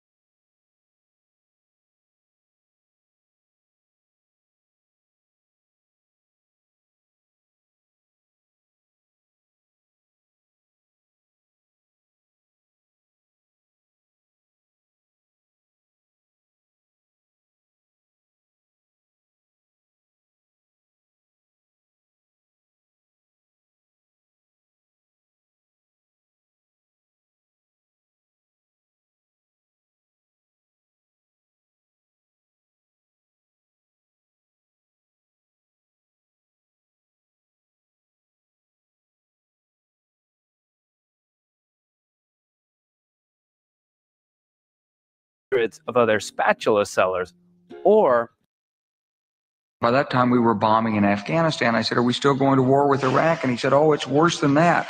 He said, he reached over on his desk, he picked up a piece of paper. He said, I just got this down from upstairs, meaning the Secretary of Defense's office today. And he said, this is a memo that describes how we're going to take out 7 countries in 5 years. starting with Iraq and then Syria, Lebanon, Libya, Somalia, Sudan, and finishing off Iran. The war with Iran is coming. And not only because of this, I've showed you this before, but they've been planning this since before 9/11. They've been planning all the wars they did. They've done like Libya, Afghanistan, Lebanon, Syria, Iraq. So here it is. Watch this. This is General Wesley Clark. And right after 9/11, he got the 411 on the plan they had already cooked up before 9/11 that they were going to use 9/11 as the excuse to go do. And we only have one country left. Here it is. About 10 days after 9/11, I went through the Pentagon and I saw Secretary Rumsfeld and Deputy Secretary Wolfowitz. I went downstairs just to say hello to some of the people on the Joint Staff who had used to work for me. And one of the generals called me and he said, "Sir, you got to come in. You got to come in and talk to me a second." I said, "Well, you're too busy." He said, No. He says, "We've made the decision. We're going to war with Iraq." This was on or about the 20th of September. I said, "We're going to war with Iraq. Why?" He said, "I don't know." He said, "I guess they don't know what else to do." So, hey, remember when we went to war with Iraq and Iran won? Do you remember that? Okay. I said, "Well, did they find some information connecting Saddam to Al Qaeda?" He said, No. He says, "There's nothing new that way. They just made the decision to go to war with Iraq." He said, "I guess it's like we don't know what to do about terrorists, but we got a good military and we can take down governments." And he said, "I guess if the only tool you have is a hammer, every problem has to look like a nail." That's actually not the reason. He's going to tell you the real I came reason. back to see him a few weeks later. And by that time we were bombing in Afghanistan. I said, "Are we still going to war with Iraq?" And he said, "Oh, it's worse than that." He said, he reached over on his desk, he picked up a piece of paper. He said, I just got this down from upstairs, meaning the Secretary of Defense office today. And he said, "This is a memo that describes how we're going to take out 7 countries in 5 years, starting with Iraq and then Syria, Lebanon, Libya, Somalia, Sudan, and finishing off Iran." So the last one on the list is Iran. And that's the one that Benjamin Netanyahu is going to get us into that war by hook or by crook. And I'm going to show you some more information right now that shows that that's almost inevitable. Wait, Jimmy, it sounds the way he said it, it sounds almost like they needed a terror attack to happen. It's almost and like they always need terrorists and they never want them to go away. That's why we invented Al-Qaeda. And I'm not making that up. Hillary Clinton is the one who said that we invented Al-Qaeda. We know why? Because we did. And now Al-Qaeda is running Syria for us. We were working with Al-Qaeda in Syria. And now the head of Al-Qaeda is now the head of Syria. And he doesn't wear his jihad costume anymore. And he wears a blue suit. And he doesn't call himself Jelani anymore. He calls himself, "I'm not a terrorist." And that's a nice thank you for your service, ain't it? Isn't it? Yeah. America decides wars well in advance, just so you know, because it's like a Christmas list. Just get them out of the way. And so here's the first proof that the United States is setting up this negotiation with Iran so that Iran cannot come to a reasonable treaty with us over their nuclear program. This is Witkoff. That's Donald Trump's negotiator with Iran. And here, watch what he says. Well, the president has been very clear. He wants to solve this conflict diplomatically and with dialogue. And that's what they say. That's what Trump says. That's what he's saying. They want to settle this with Iran. Those are lies. By the way, I didn't know we had a problem with Iran. I don't have a problem with Iran. Iran never attacked us, never invaded us. Ain't never going to Israel fight it out with them if they want to so bad. What's the problem? Ain't my problem. This is about good luck, Israel. Best of luck to you. This is about Israel, and it's all about how Iran can't be allowed to have a nuclear weapon. But we could have a nuclear weapon. Israel can have nuclear weapons. Pakistan can have nuclear weapons. China, North Korea can have nuclear weapons. Russia can have, but somehow Iran is a special case. So here's what he says. They want to have a diplomatic solution, but guess what? He's given all the signals. He's directly sent letters to the supreme leader. I have been dispatched to deliver that message as well, and I've delivered it. But on the other hand, we have one very, very clear red line, and that is enrichment. We cannot allow even 1% of an enrichment capability. Right. We've delivered a proposal to the Iranians that we think addresses some of this without disrespecting them, and so that's important. We want to get to a solution here, and we think that we will be able to. But everything begins from our standpoint, John, with a deal that does not include enrichment. We cannot have that because enrichment enables weaponization, and we will not allow a bomb to get here. So that you will. Yeah. They have bombs they're going to send there, and there's nothing you can do about them. Stupid. So that is what's called a lie. So they're pretending that they want to negotiate a settlement, but they know that's a non-starter. They know that Iran will never agree to that because they had an enrichment program going under the Barack Obama administration where they had lots of inspectors that would come in and make sure they're not using it to build a nuclear bomb. So they don't want to go that route. They just want to say, you don't get to have a nuclear program. Saudi Arabia gets to have a nuclear program. North Korea, Pakistan, China, Russia, Israel, they all get to have nuclear. And of course, us. We're the only ones who ever dropped it. And Michael Tracy says, if anyone suspected that the purpose of this negotiating exercise was to set up an impossible endpoint, humiliating Iranian capitulation, and then when Iran balks, which they're going to, use that as the pretext to bomb Iran. We tried to negotiate first. There's growing evidence that your suspicion is correct, that this is all a pretext. Just like October 7th, that Israel and Benjamin Netanyahu funded Hamas, and then allowed them to do that attack on October 7th, withheld their military so they could use that as a pretext to go in and do what they always wanted, which was to wipe out the Palestinians in Gaza, flatten it, and take it over, which is what they're doing. Same thing is happening here. That's exactly what. So they're setting a precondition that they know Iran will never agree to. And so then they could use that, just as he said, hey, we tried to negotiate.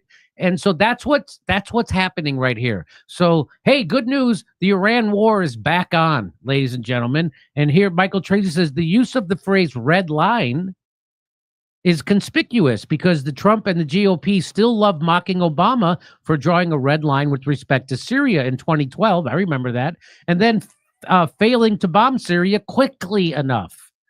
So they're false flag settle in first, guys. So they're eager to prove they'll enforce their red lines, unlike the weakling Democrats. So that's why they're using the term red line, so they can go, look, we're serious about our red lines.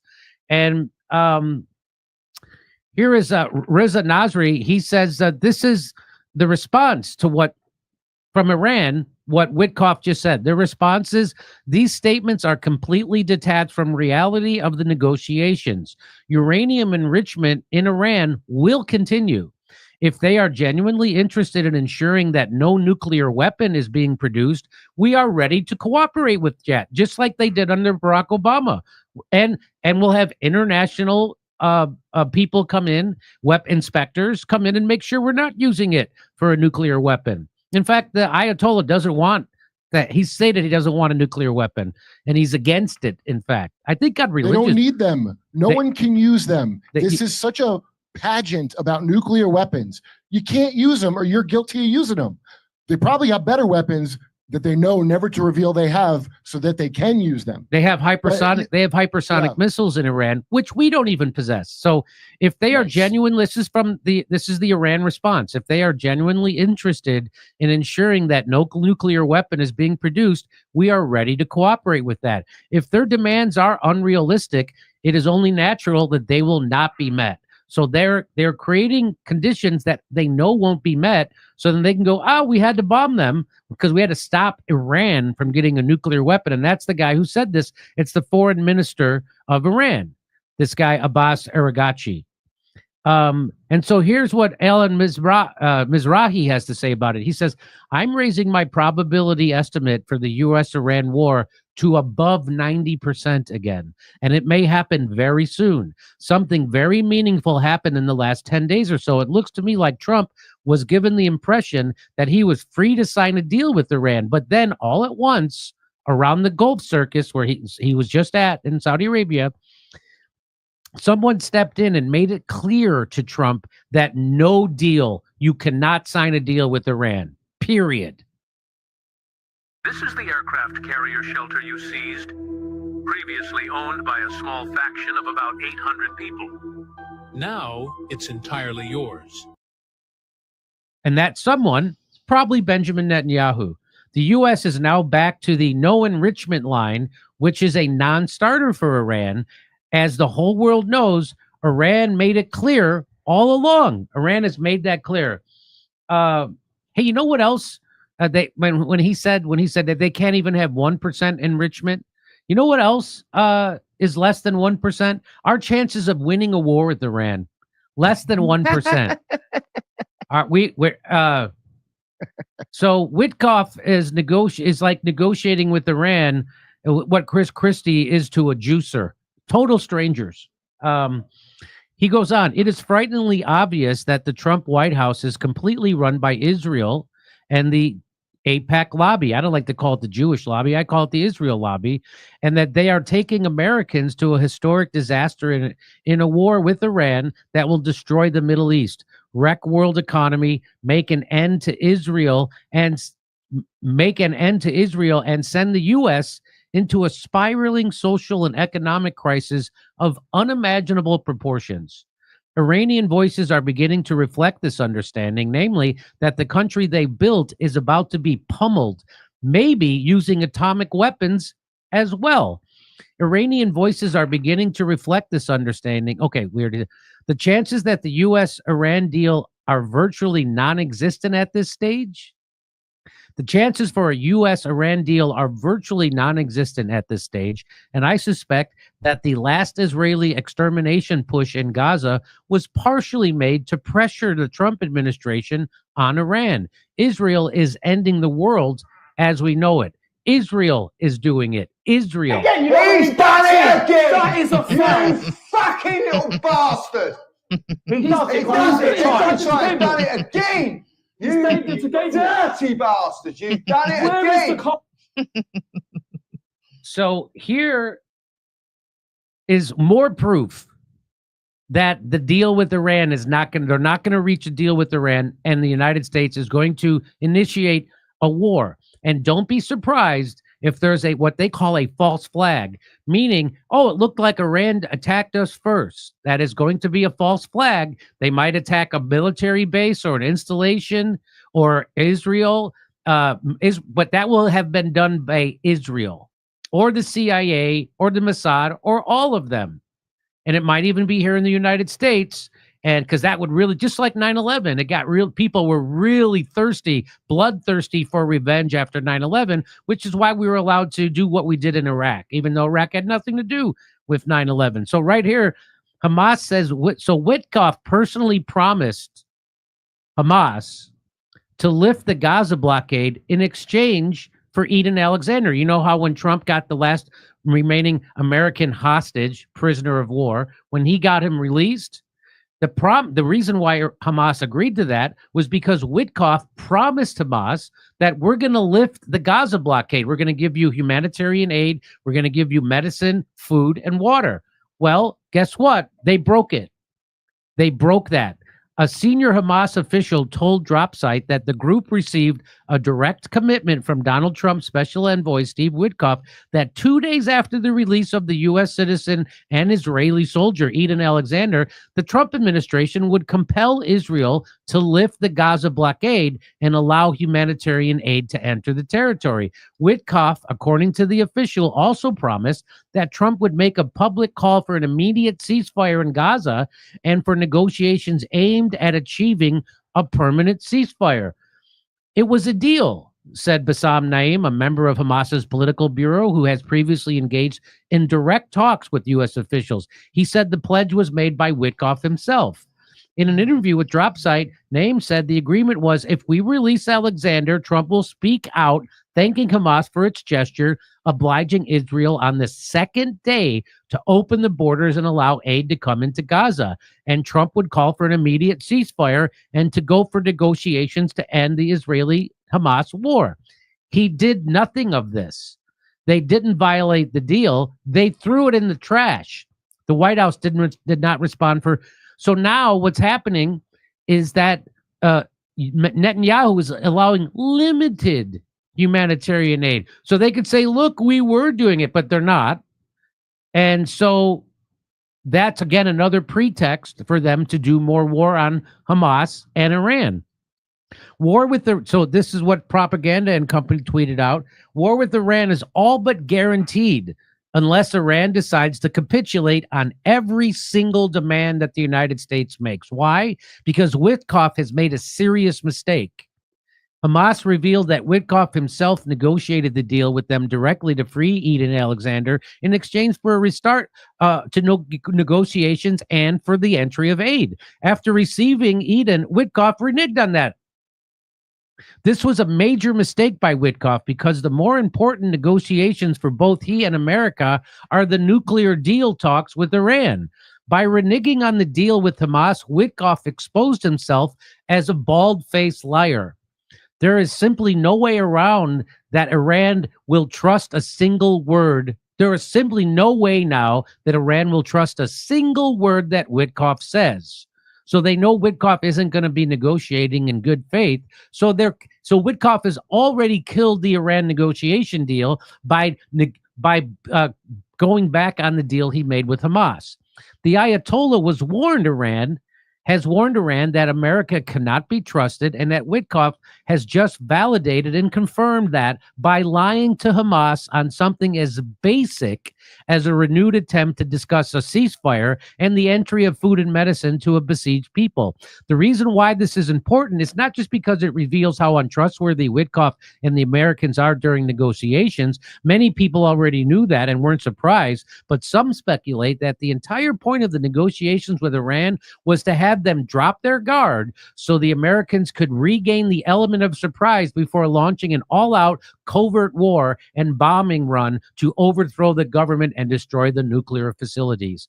By lying to Hamas, Witkoff blew his cover and has given Iran confidence in their understanding of Americans' true intent regarding the negotiations. What happens next? Most likely a series of back and forth negotiations where goalposts move and the same old items are repeatedly agreed to, such as reducing uranium enrichment and allowing technical teams to discuss execution. In my opinion, these negotiations are really just an attempt to save face and tell the American public that the Trump administration tried what it could do to avoid a war, but the Iranians were just too evil and stupid to choose peace. The average uninformed fan dueling gambling, fantasy football, and Pokemon playing American will be too distracted to care or to protest. The war is pretty much already underway, as reported by Ken Klippenstein in his 3-part article series about the Trump war plan for Iran and Yemen. I just returned from a trip to Tehran, and after speaking to some locals, I can tell you that they also believe the war has already started. In fact, they believe it started a year ago when Raisi mysteriously died in a helicopter crash. Now, that was the president, Ibrahim Raisi, died in May of 2024 in a helicopter crash while returning from a dam inauguration near the Azerbaijan border.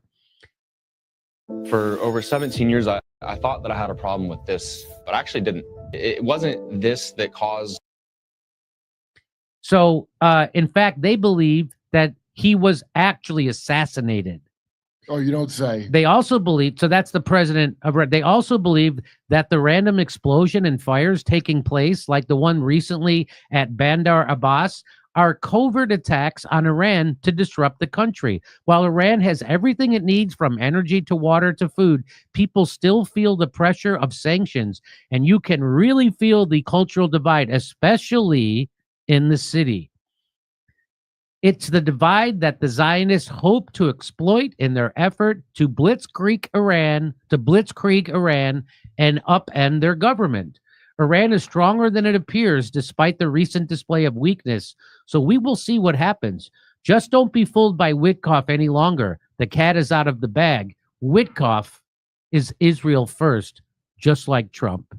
So here is Trump said he wants to use power for peace. He's lying. And that is the Imam, Iran's supreme leader. He's saying that Trump said he wants to use power for peace, he's lying. And I have to agree with him. Maybe he's not lying, but he literally doesn't have the power because our government's fake and controlled by sources that you don't get to vote for ever. Yeah. So they're Israel first. And that means, so Trump, his whole attraction to MAGA was that he wanted to get us out of these wars in the Middle East. He wanted to bring our troops home, end these wars, invest that money back in the United States. But Trump, just like Witkoff, just like the all American politicians, are puppet to Netanyahu and AIPAC, the Israel lobby. And so that's why it seems like over a 90% chance that there's going to be a war with Iran, and that Trump is going to go down as a horrible president because he went back on his own word but he's going to try and blame it on Iran. And of course and as soon as a war starts, the media is going to rally around Donald Trump because he's doing the bidding of the military industrial complex and of Israel. And so then they're going to stop criticizing him. They're not going to criticize him over his war for Iran. That's what's going. So he doesn't face any opposition. The Congress wants to go to war with Iran. Trump, Witkoff wants to go to Iran. But most importantly, Benjamin Netanyahu wants war with Iran. And that's why we're going to go to war with Iran. And it couldn't be any clearer what's going to happen. Anything you want to say about this, Kurt? I'm waiting to see how many people fall for it this time. Because honestly, God, the next fake ass terror attack, if you still fall for that, you were the biggest chump in the world. I agree. If you fall for the next terrorist attack, it will most certainly be a false flag, and it will be used so we could go to war. And then Trump is going to say, hey, we tried to negotiate with them, and we cannot allow Iran to have a nuclear weapon. I don't know why. We allowed Israel to have a nuclear weapon. North Korea has a nuclear weapon. Pakistan gets to have nuclear weapons. Does India have nuclear weapons? I'm pretty sure India. So everybody has nuclear weapons, but somehow it's extra bad if Iran gets one. So they used to say it back in the day when Christopher Hitchens was alive, and the whole idea is Iran's so crazy they'll just shoot it at Israel immediately. That was the big propaganda. Yeah, that was a bunch of movies. Meanwhile, Israel officially doesn't have nuclear weapons. Officially, they stole them, lied about it, gave them to South Africa because they really support apartheid. It's just unbelievable that these maniacs are allowed to have a nuke, and I'm supposed to give a rat's ass about Iran having a power source. And so if you fall for the war in Iran, you're a sucker and a dupe. But I don't believe most of MAGA will fall for it. I know Marjorie Taylor Greene, even when Trump was bombing Yemen, tweeted out, nobody voted for this. Nobody voted for this. So nobody did vote for this. But you're going to get it anyway. Just like nobody voted for a war with Iraq. Nobody voted for us to occupy Afghanistan for 20 years. Nobody voted for us to overthrow Libya. Nobody voted for us to overthrow Syria. And now Al-Qaeda is running it. Just like all of that, nobody voted for any of this, but you're getting it anyway because Trump is not America first. He's Israel first. He's not MAGA. He's MIGA. That is make Israel great again. And so this is all about the greater Israel project. That's what this is all about. And don't fall for it. And the MAGA people I know, the MAGA people who come to my show, the lefties that come to my show, they're not going to fall for it. I'm not going to fall for it. We'll see how the politicians stand up. If Rand Paul stands up, if Marjorie Taylor Greene stands up, who else? Oh, of course, Massey will stand up against this, right? But that's not enough. What we need is grassroots people to stand up and not fall for it because the media is going to be 100% on board for a war with Iran. Just like they were 100% on board with the war with Iraq, 100% on board with the war with Afghanistan, Libya, 100% on board with the war with Ukraine, 100% on board with the war in Syria. They're 100% on board. They're all for it. And so Trump won't have any meaningful opposition against this, and there's everything for him to go for it, except the MAGA base to revolt against it. So fingers crossed you do that. Trump is proving, once again, Witkoff certainly is proving he's MIGA, not MAGA, and that's bad for the United States. Come see us live in Los Angeles, Buffalo, Toledo,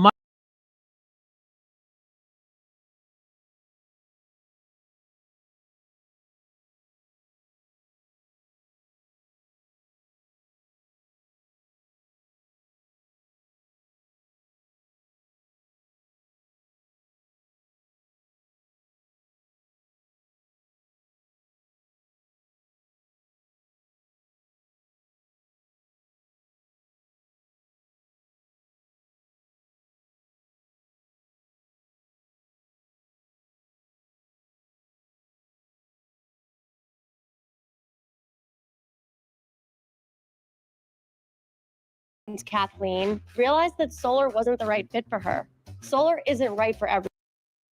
The leaders of Israel have come out and openly admitted that their goal is to take over all of Gaza, to destroy the Gaza Strip, and to try to expel the Palestinian population. And they have the full support of the United States and previously US President Joe Biden and now US President Donald Trump. The US has given Israel tens of billions of dollars in military aid. The US has repeatedly vetoed resolutions in the UN Security Council that would take action against Israel. And Washington is ensuring that Israeli officials have total impunity. Trump put sanctions on the International Criminal Court to prevent The Hague from investigating war crimes and crimes against humanity committed by Israeli officials, including Prime Minister Benjamin Netanyahu. And Israeli officials know that there will be no consequences for the crimes they commit, which is why Netanyahu has now come out openly and admitted that he's going to, quote, take control of all, end quote, of the Gaza Strip. This was reported by the major French newspaper Le Monde. In a video that Netanyahu published on the 19th of May, he said, quote, we will take control of all the territory of the Strip, end quote. And he also said, quote, we must act in a way that cannot be stopped, end quote. Now, Israel restarted its brutal war on Gaza after Donald Trump personally gave Netanyahu a green light. This was reported by the Wall Street Journal and major newspapers in Israel. Before Trump had returned to the White House for his second term as U.S. president in January, he briefly brokered a so-called ceasefire. But in reality, Israel was using the time of the so-called ceasefire to get more weapons and ammunition from the U.S., to restore its military forces, and to prepare for an all-out war to take over all of Gaza, which is what it's doing now with not only a green light, but total support from the US government. The Trump administration has been trying to find a way to expel the Palestinian population in Gaza.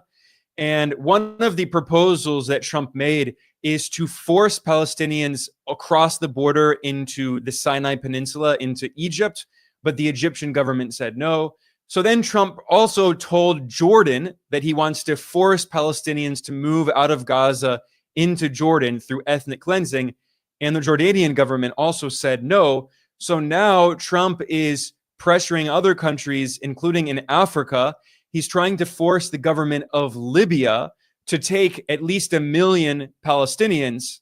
And as leverage, the Trump administration is telling Libya that it will give it the billions of dollars of assets that the U.S. froze illegally back in 2011 when the U.S. and NATO waged a war to overthrow Libya's longtime anti-colonial leader, Muammar Gaddafi. They killed Gaddafi, they overthrew the Libyan government, and the U.S. government seized over $30 billion of Libyan assets. And for over a decade, the U.S. and the European Union have been sitting on these frozen assets. So blackmailing countries like Libya is part of the Trump administration's strategy to help Israel to ethnically cleanse Palestinians in order to take over all of Gaza, which Netanyahu is now admitting is the goal.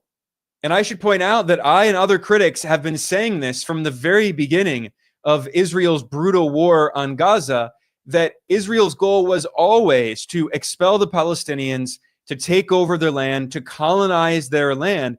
This has been a process that's been going on for decades.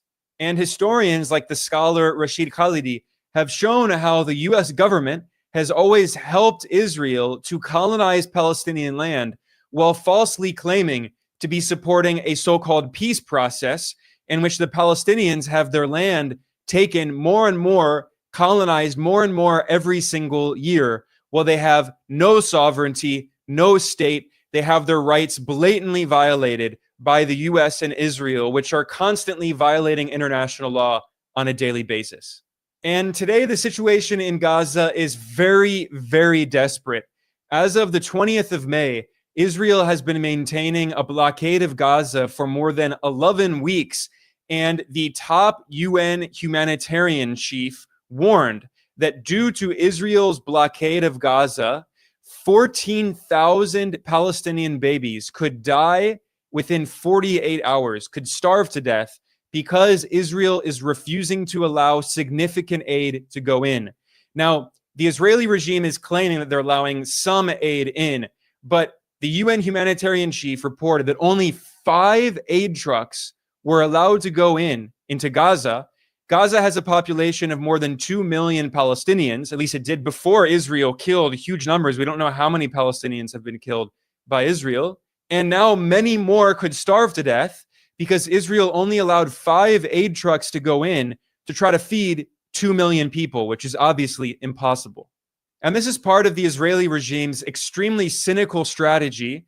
Netanyahu himself told far-right critics, because far-right extremists in Israel want to starve all of the Palestinians in Gaza to death. They want to kill all Palestinians. So Netanyahu, who himself is very far-right, and he's surrounded by far-right allies, he's telling people even more to the extreme right of him, don't worry. He's saying that the only reason we're allowing 5 aid trucks to go in is to, quote, avoid famine for practical and diplomatic reasons, end quote. This was reported by the leading Israeli newspaper Haaretz. And Netanyahu's far-right ally, the finance minister, Bezalel Smotrich, one of the most extreme far-right people in the world, in a government in the world, he boasted that Israel is, quote, destroying everything left in the Gaza Strip, end quote. That is an exact quote from a top Israeli official, one of the most powerful ministers in the government, boasting that they are, quote, destroying everything left in the Gaza Strip, end quote. Now, the website DropSite News published an article explaining this very cynical strategy being used by Israel, which includes longer quotes from these top Israeli officials, and they're truly blood-curdling. Now, I already cited the quote in which Netanyahu pledged to take over all of Gaza, but Netanyahu also explained, quote, our best friends in the world, senators I know as strong supporters of Israel, he's talking about US senators, quote, have warned that they cannot support us if images of mass starvation emerge. They come to me and say, we'll give you all the help you need to win the war, but we can't be receiving pictures of famine, end quote. So then Netanyahu said, okay, we're going to allow a few aid trucks in, not enough to actually feed Palestinians, but just enough so Israel can continue to take over all of Gaza. He said, quote, we need to do it in a way that they won't stop us, end quote. How to kill all mosquitoes in the area in just minutes. This simple but brilliant trick you can do tonight to eliminate all mosquitoes around. So Netanyahu is saying, look, the US government is 100% supporting us as we carry out this ethnic cleansing to expel Palestinians, but we can't cause famine publicly because the media will criticize us. So we have to make sure that maybe not everyone starves to death, maybe only tens of thousands of Palestinians will die. And Netanyahu's far-right ally, the minister Smotrich, said even more clearly what their goal is. He said the aid scheme will, quote, allow our friends in the world to continue to provide us with an international umbrella of protection against the Security Council and the Hague Tribunal, and for us to continue to fight, God willing, until victory, end quote. So here, it's a very clear admission by a top Israeli regime official that the US government is protecting Israel and preventing the UN Security Council from taking action because Washington has veto power in the Security Council and has used it repeatedly, including under Biden and now continuing under Trump. This is bipartisan, to protect Israel, to allow it to carry out these crimes against humanity against the Palestinian people. And this Israeli regime official acknowledged that the US is protecting Israel from the International Criminal Court at The Hague. And again, the Trump White House boasted that it put sanctions on the ICC to protect Israel. But that's not all. This Israeli minister Smotrich continued, and he explained, telling his, far-right critics, people who are even more far-right than he is, as if, I don't even know if that's possible. They're so far-right already. But he boasted, quote, the aid that will enter Gaza in the coming days is the tiniest amount, a handful of bakeries that will hand out pita bread to people in public kitchens, People in Gaza will get a pita and a food plate, and that's it. Exactly what we were seeing in the videos. People standing in line and waiting to have someone serve them with some soup plate, end quote. That is a quote from a top Israeli minister admitting that they are using hunger as a weapon against 2 million Palestinian civilians and trying to starve them, giving them just barely enough, a little bread, so not everyone dies, so there's not famine, but a lot of Palestinians will die, and a lot of Palestinians have already died in this intentional crime against humanity being carried out by Israel with the full support of the US government. By the way, if you want to get an idea of who this guy Smotrich is, back in 2023, in January, before the war started in October, this Israeli minister Smotrich, he said in a TV interview, he described himself as a, quote, fascist homophobe, end quote. He described himself as a fascist homophobe. Now, his supporters would say that that was a sarcastic comment. But, I mean, again, this is a far-right extremist, and he said he's a fascist homophobe, but then he said, semi-jokingly, quote, I won't stone gays as long as they don't feed me shrimp, end quote. So this is the kind of person we're talking about. I mean, this is one of the most far-right extremist politicians in the entire world. He is one of the most powerful people in the Israeli regime.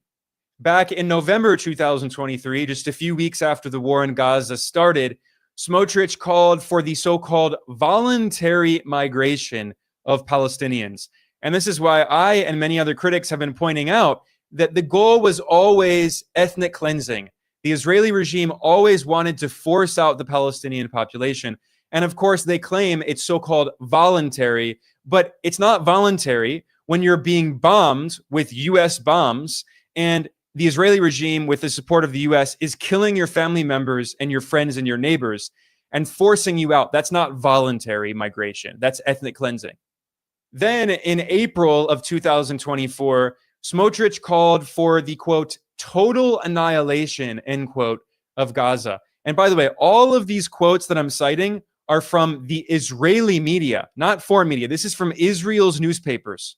Smotrich, who is a member of the security cabinet of the Israeli regime, he said, quote, there are no half measures. The Gazan cities of Rafah, Derabala, Nusayrat, total annihilation. You will blot out the remembrance of Amalek from under heaven, end quote. And there he was quoting the Bible when God ordered the annihilation of the nation of Amalek. And repeatedly, Israeli regime officials, including Prime Minister Netanyahu, have invoked this biblical verse to call for annihilating the Palestinian nation. And Smotrich is very clear. He's proud of the fact that he wants to eliminate the Palestinian people. He said it very clearly back in August of 2024. He argued it would be justified for Israel to starve all 2 million Gazans to death. This is an exact quote from a top Israeli regime official. Quote, we bring in aid because there is no choice. Nobody will let us cause 2 million civilian deaths to die of hunger, even though it might be justified and moral, end quote.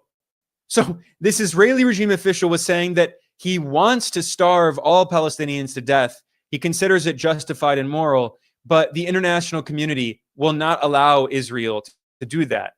And by the way, it's not just Gaza that the Israeli regime wants to control. Smotrich made it very clear that after taking over all of Gaza, the Israeli regime is going to annex the West Bank.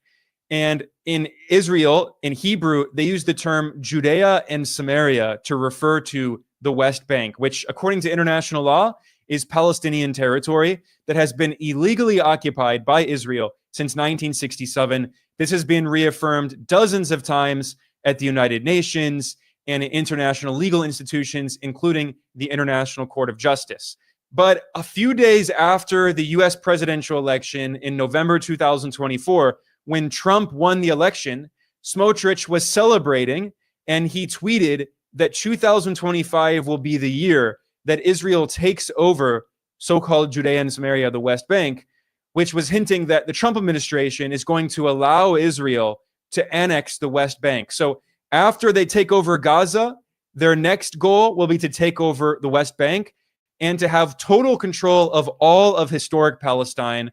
And what they do to the Palestinian population, of course, we don't know, but they want to ethnically cleanse all of the Palestinians who survive, who aren't killed by Israel. And I need to emphasize that everything that Israel is doing has the full support of the US government, from both Republicans and Democrats, from the previous Biden-Harris administration and now from the Trump administration.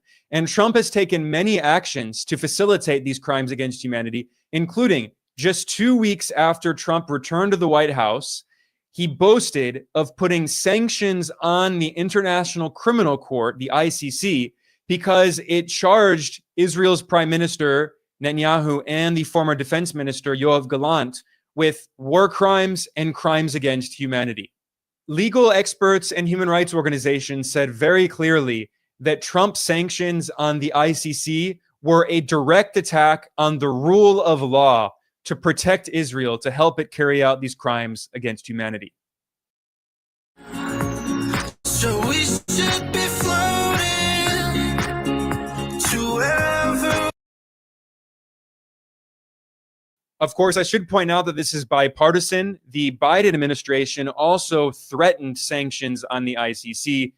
Antony Blinken, the Secretary of State under Biden, was asked, and he said that the Biden administration would work with Congress to put sanctions against the ICC after it opened its investigation into Netanyahu. But it was the Trump administration that actually put those sanctions on the ICC.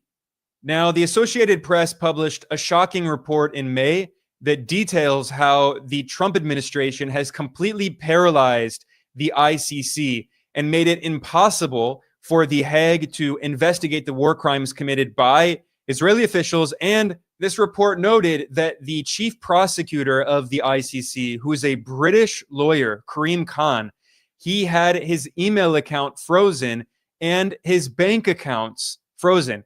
He's British. He's not even American. But because of the U.S. sanctions, he can't use his email and he can't use his bank accounts. And American staffers, U.S. citizens who work at the ICC, have been warned that if they return to the U.S., the Trump administration will arrest them. So again, the U.S. government is threatening to arrest its own citizens for working at the International Criminal Court to investigate the crimes against humanity carried out by the Israeli regime backed by the U.S. I mean, this is a full frontal assault on the rule of law, on all international institutions in defense of colonialism and crimes against humanity. And this report noted that now other non-governmental organizations and legal groups have stopped working with The Hague because they're afraid of secondary sanctions by the U.S. government.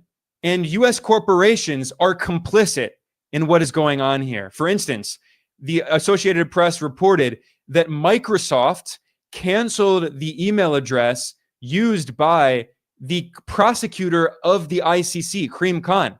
And the Israeli newspaper Haaretz reported that Microsoft is providing AI, artificial intelligence technology, to Israel. Of course, Microsoft claims that supposedly Israel is not using AI to harm Palestinians. That's so ridiculous. But it's not just Microsoft. It's also British banks. Again, the ICC prosecutor, Karim Khan, is British, not a U.S. citizen, and yet the U.S. sanctions on him are destroying his life. And in the UK, his bank accounts were frozen, and staffers at non-governmental organizations that help the ICC carry out its legal investigations have stopped all work with The Hague because of Trump sanctions.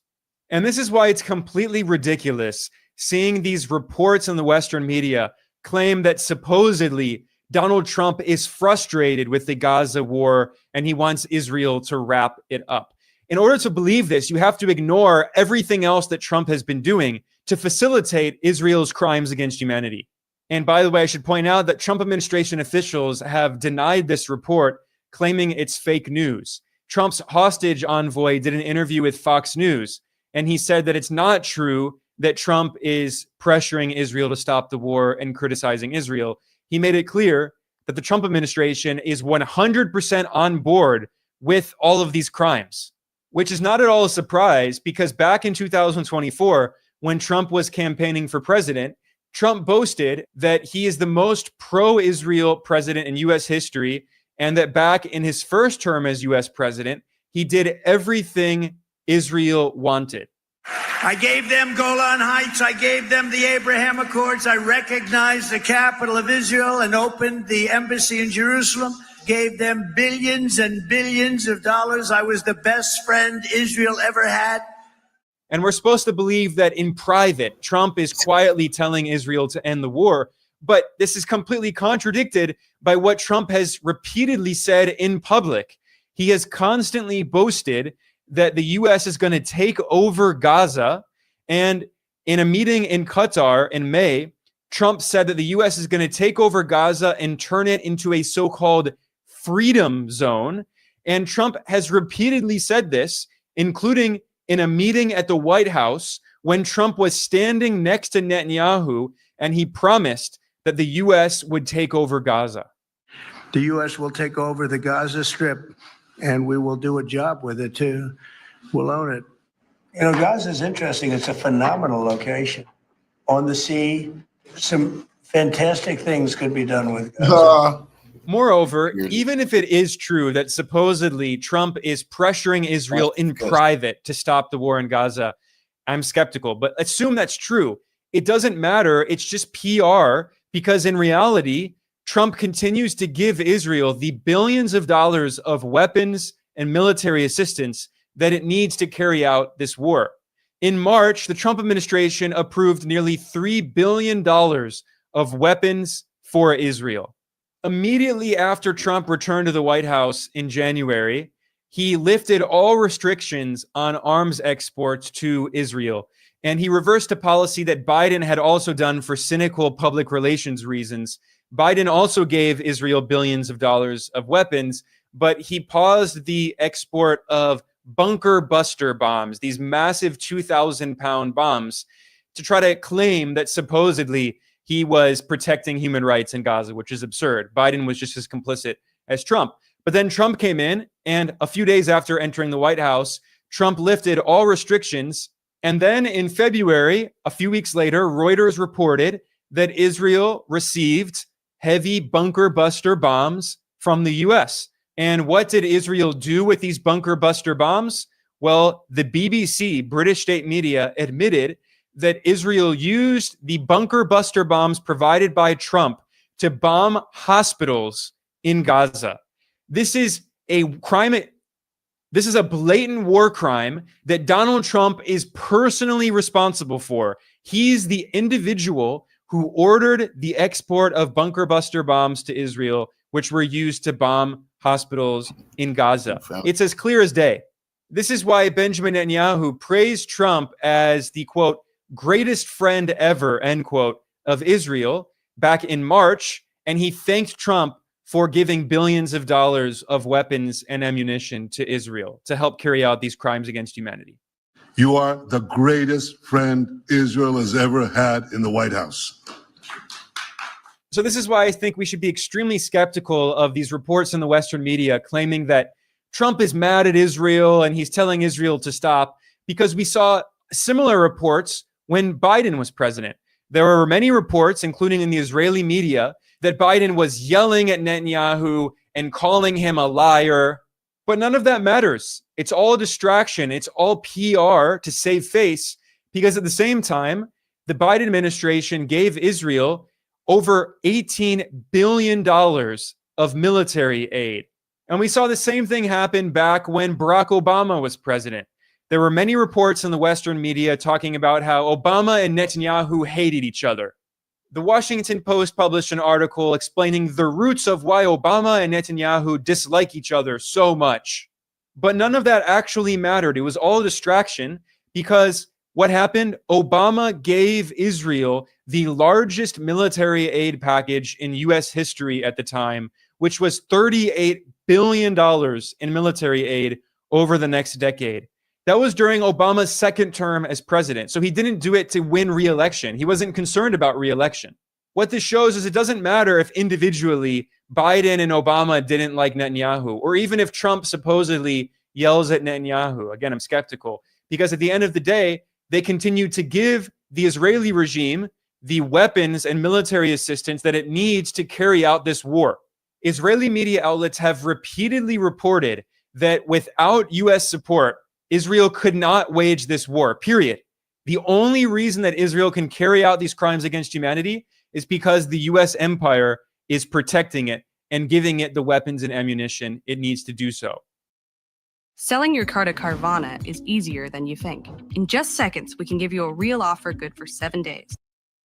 Because Israel is absolutely crucial for the U.S. empire. This was admitted by the previous U.S. Secretary of State, Alexander Haig, who famously said, quote, "Israel is the largest American aircraft carrier in the world that cannot be sunk. It is located in a critical region for American national security," end quote. Netanyahu himself boasted back in 2017 that Israel is, quote, "a mighty aircraft carrier," end quote, of the United States, of the U.S. empire.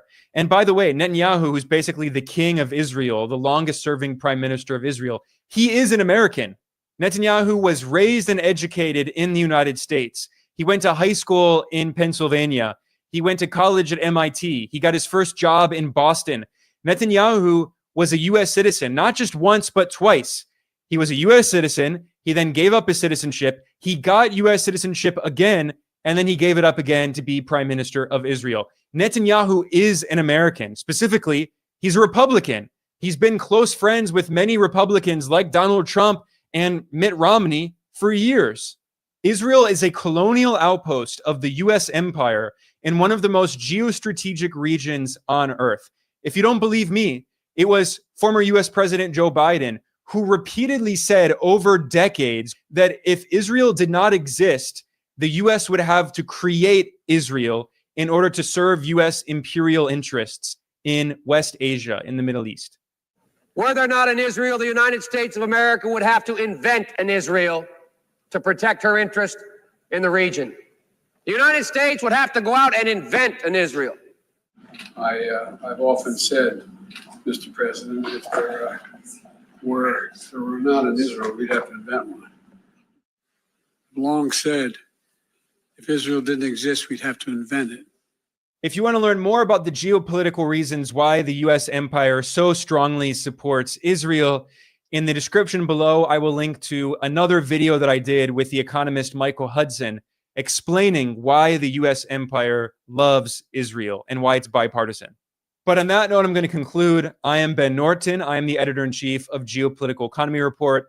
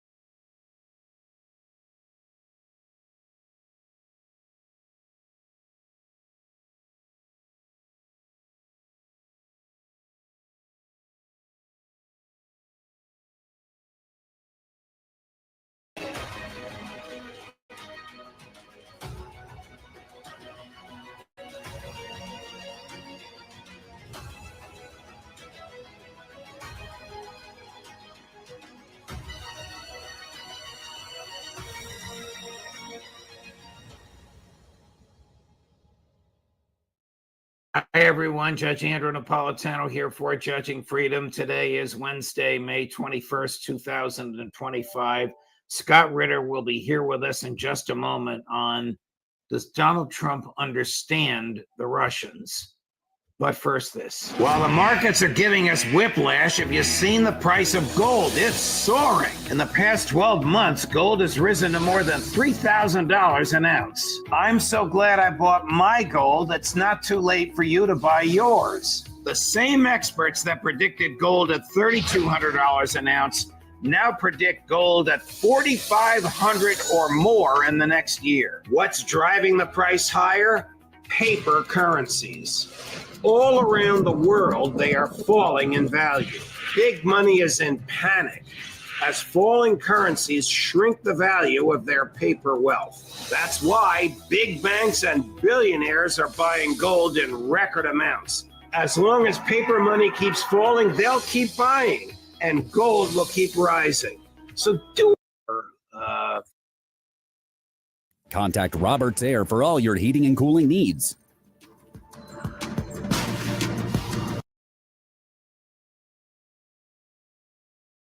Thoughts on the Putin-Trump phone call and the efforts, the fits and starts to try and bring about a resolution of the special military operation in Ukraine. First to Israel.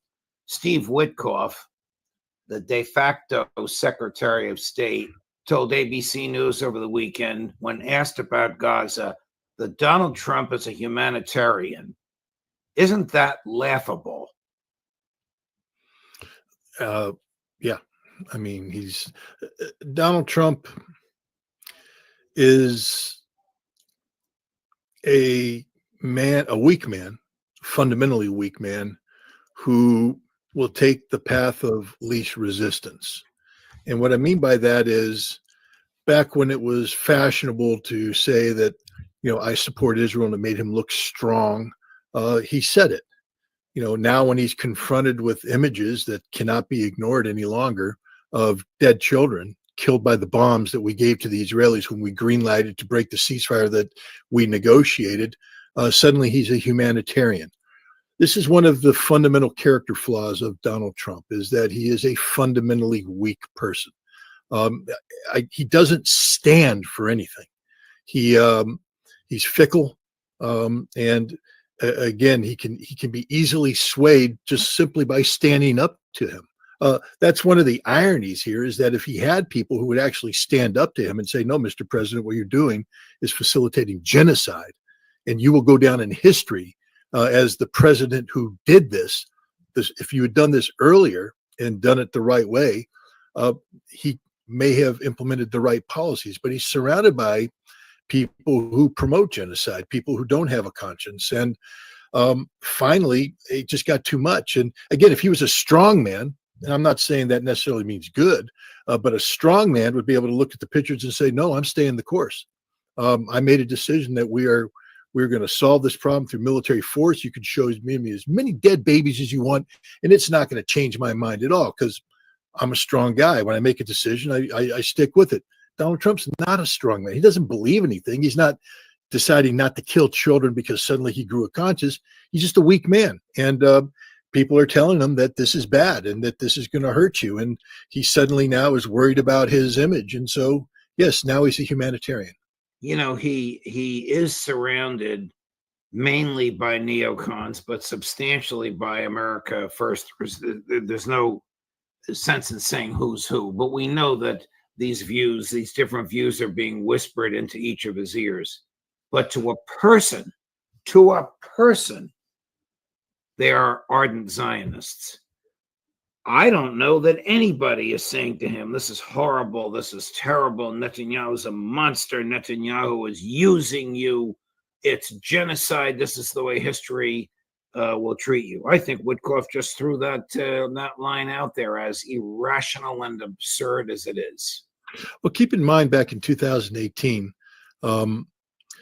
Donald Trump decided to bomb Syria, to attack Syria, because his daughter saw photographs and videotape on the mainstream media that were put out by the Syrian white helmets that purported to show the victims of a Syrian government chemical weapons attack. I just want to remind your audience that there were never chemical weapons in Syria in 2014. Correct. And geez, it seems now that we're going to lift sanctions, whatever happened to these chemical weapons, which Donald Trump said when he attacked Syria, they exist. We know they exist. Offensive weapons. We're bombing the sites that we know they come from. But the point is, he did this because he said the images were horrible. He wasn't briefed by anybody in his cabinet about these horrible images. that came from, an indirect approach. And this very well could be the case here, where somebody who's not part of his Zionistic cabal that he surrounded himself with got to him and said, hey, daddy or granddaddy or whatever, this is bad stuff, man. I mean, they're killing kids. And what I hear is that he actually cares about his grandchildren, cares about his children. And, he may not be a humanitarian, but, I think the rumor is he's a good father and a great grandfather. And if somebody he loves tells him that, he may take action on it. But that doesn't mean he's a humanitarian. It just means he's responding to input coming from, a source which has painted him in a bad light, and he needs to fix it. Tom Fletcher, who is the Undersecretary General for Humanitarian Affairs and Relief at the UN, told the UN Security Council 2 days ago that 14,000 Gazan babies have 48 hours to live if they're so malnourished, if they don't get food and nourishment by the end of the day today, Wednesday, May 21st. I don't know if they got that food. I don't know if Netanyahu's people are allowing it in. I don't know if the U.S. did anything. Do you have any knowledge about what, if anything, in the form of decent human nourishment is making its way into Gaza? If anything's going in, it's not enough. What you're describing here is an absolute humanitarian debacle. I want to remind people, because history is inconvenient. NATO in the United States bombed Libya, and began a major intervention because of the whiff of a rumor of genocide that turned out to be false. Muammar Gaddafi wasn't committing genocide, but the rumor of a genocide involving a couple thousand Libyan civilians prompted immediate mobilization of NATO to launch massive air attacks. Here we have the United Nations saying 40,000 children are going to be dead or dying, and they're part of an ongoing existing genocide, and nobody's doing a damn thing, Judge. A damn thing. Nothing. Zero. I mean, this is a national disgrace. This. Every American should look in the mirror and say, you suck. I look in the mirror every morning, I say, I suck. I just talked to Ray McGovern the other day. He shamed me because I'm doing what I can for the things that I can do, but he's like, Gaza, Scott, Gaza. I'm like, yeah, you're right, Ray. I haven't been focused on Gaza the way I should be. I've been focused on Russia, Ukraine, trying to stop a nuclear war, things I think that are important. But at the end of the day, there's kids dying in Gaza, and we're not doing a damn thing about it collectively as a nation. I don't know what the solution is. I can't sit here and say, if you did this, this would happen. It's one of the frustrating things is that we're at this impasse where, the government has largely checkmated the American public. We've been told that if we speak out against Israel, that we're committing a crime, a hate crime. We're, to condemn Zionists is to be anti-Semitic, and that should be a crime. And even though Congress couldn't pass the law, it weighs on people. We have students being dragged out. They're losing their education. They're losing their degrees because they dare have the courage to step up and say, hell no to this. If people go out and demonstrate, they could lose their jobs. And in this market today, in this calamitous economy, thanks to Donald Trump, by the way, who can afford to lose their jobs? Who can afford to go to the streets? I mean, I have sympathy for the people who feel powerless, but this is what the system has done on purpose. They've sought to disenfranchise us, to disempower us, to make us feel weak. And because we feel weak, we are weak, and they're getting away with literal murder in our name. I don't know what to do. All I do is I look in the mirror and say I should do more, and I don't know what to do, Judge. I have to tell you, I'm confounded by this. Watch this monster, who was a former member of the Knesset and Prime Minister Netanyahu, Netanyahu's party. Chris, cut number 10. Every child in Gaza is the enemy. We are at war with the Gazan entity, the Gazan terror entity, which we ourselves established in Gaza, in Oslo, and in the disengagement. The disengagement that Prime Minister Netanyahu voted in favor of, that is the enemy now. Every such child to whom you are now giving milk, in another 15 years will rape your daughters and slaughter your children. We need to conquer Gaza and settle it. And not a single Gazan child should remain there. Let's stop telling ourselves this deception just to score points in this game between pro-Bibi and anti-Bibi. This isn't about left or right. It's about winning this war, and it's about justice. When will we learn? When will we learn? I'm the CFO of a company with about 300 employees, and I have just one FP&A analyst on my team. Look, we used to spend hours manually entering numbers into Excel, but since we discovered data rails, it's like we added 10 more people to our finance department.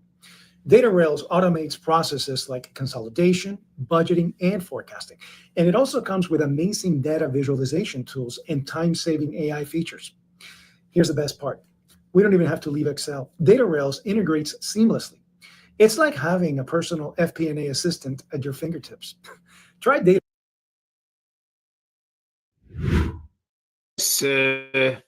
We know this is the attitude of Smotrich and Gavir and Netanyahu himself. Is this the attitude of the Israeli people towards Gazan babies? Kill them now, starve them to death because they may grow up to rape your daughters? This is repellent. I can't say all Israeli people, but I just want to remind your audience that in 2010, 2014, in the city of Ashkelon, which is just north of Gaza, when the Israeli jets and Israeli artillery were going in and pounding the positions, the citizens would take out their lawn chairs and sit in the hill overlooking with drinks in their hands and cheer as the bombs were dropping on Gaza and pray for the death of the children and the death of the Gazan civilians because they view them as human animals. I also want to remind your audience that the Israelis at one point in time in the 60s went into Argentina and captured a gentleman named Eichmann. And Eichmann was a horrific human being who promulgated and promoted policies which are exactly those similar to those put forward by that disgusting human being you just had up there talking about the Israeli children. Justice will come, and there is a rope that will fit around that pathetic human being's neck, and hopefully he will drop through a hole in a gallows and snap his neck, because we just saw a war criminal. If you ever wanted to know what a war criminal looked like, if you ever wanted to hear what a Nazi sounded like in the 1940s, promoting policies that in their collective nature constituted the Holocaust.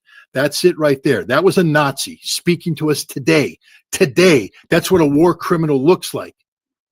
And now ask yourself, what are you doing about it to bring that person to justice? Because that's the kind of person that sometime in the future needs to have people knocking at his door, pulling him out of his house, taking him to a court of law, putting him before a jury of his peers, and being sentenced to death by hanging. Now, you can't do that in the United States, but maybe someplace in this world where you have that kind of justice, where people will stand up and say, you will not get away with the murder of Palestinian children. This is what the death penalty was made for. Criminals, disgusting human beings like this. I'm glad you showed that, because your audience now has seen what a Nazi looks like, except today we call them Israelis, we call them Zionists, we call them members of the Israeli government. But don't be fooled by those names. That's a Nazi. That's the kind of people we hung by the neck at Nuremberg. And that's where he belongs, in a Nuremberg type tribunal down the road, where we hold everybody accountable who's committed this genocide against the Palestinian people. When the president took his, or prior to the president taking his trip to the Middle East last week, the White House leaked that he was unhappy with Netanyahu, that they were having a spat, that he was potentially going to snub him. Was this real, or was this a deception? You saw The Godfather. Yes, many times. It's just business. It's not personal. Okay, I mean, what he's doing with Netanyahu, it's a game. Yes, he doesn't like Netanyahu, but he's not turning on Israel. He's simply using Netanyahu as a foil to deflect criticism and to create opportunities without ever stopping the real policy. Remember, it is Trump who greenlighted Israel's actions. Trump campaigned on a promise that didn't say Benjamin Netanyahu gets to go in and kill Hamas and slaughter them. Israel does. He didn't give the bombs to Netanyahu. He gave the bombs to Israel. But now he's paying the consequences for this policy as the blowback is coming back. And he's being confronted with the horrors of this. And so he's blaming Netanyahu. He has kept Netanyahu there so that he can deflect blame onto him. It's Bibi's fault that this ceasefire didn't take hold. It's Bibi's fault that Israel isn't winning this war. It's Bibi's fault. No, Donald, it's your fault, because ultimately you could have shut this all down on day one. All you have to do is pick up the phone call and call Bibi and tell him to stand down, and he will stand down immediately. But remember what I told you, Donald Trump's a fundamentally weak man. He can't, and when you have a strong character like Bibi Netanyahu will get in his face, Trump will wilt under the pressure. Trump will not seek the decisive confrontation. Trump will look for a way out. And then afterwards, when there's distance between the two, he will make the bold statement when there's no potential for immediate consequence. It's a game he's playing right now. There's no real split between him and Bibi Netanyahu, because that would imply that there's a split between him and Israel, and there isn't. His principal foreign policy, legacy in the Middle East is the Abrams Accords, and that's what he just spent a bunch of time in the Arab world, sucking up to the Saudis, Qataris, the Emiratis, trying to get them to buy into the concept of living in peace with Israel. But he didn't have the guts to do what everybody said he was going to do. Remember, he was going to go to the Saudis and say the grand bargain. We'll get the Israelis. You recognize Israel, we'll recognize Palestine. But at the end of the day, when it came time for Donald Trump to actually grow a pair, he wilted. And he said, no, don't worry about that. You guys deal with Israel on your own timeline. And he punted. I want to switch gears. Thank you for that, Scott. I want to switch gears to the special military operation in Ukraine. And I'm going to ask you if the American negotiators understand the Russians. But before you answer that, here's Secretary of State Rubio yesterday. This will impact your answer, I think. Cut number 19, Chris. On the issue of Ukraine, here's what we can all agree on. There is no military solution to this crisis. Right. It will have to end in a negotiated settlement. And the fundamental challenge we have in Ukraine is this. Russia wants what they do not currently have and are not entitled to, and Ukraine wants what they cannot regain militarily. And that's been the crux of the challenge.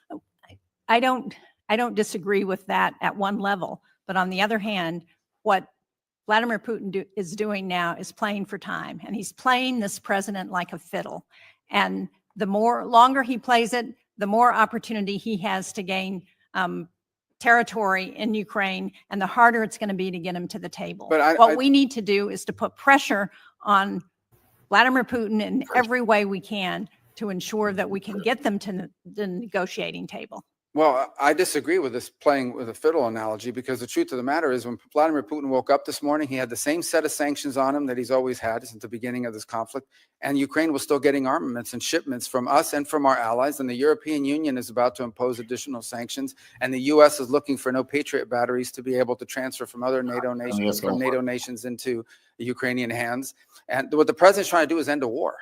He's trying to end a bloody, costly war that neither side can win, and people are dying every single day. But this notion that I don't, what has Putin gained throughout this? He hasn't gotten a single concession. He hasn't gotten a single sanction lifted. And the more time he gets without additional pressure on Russia, the more incentive he's got to continue to gain territory and continue to play for time.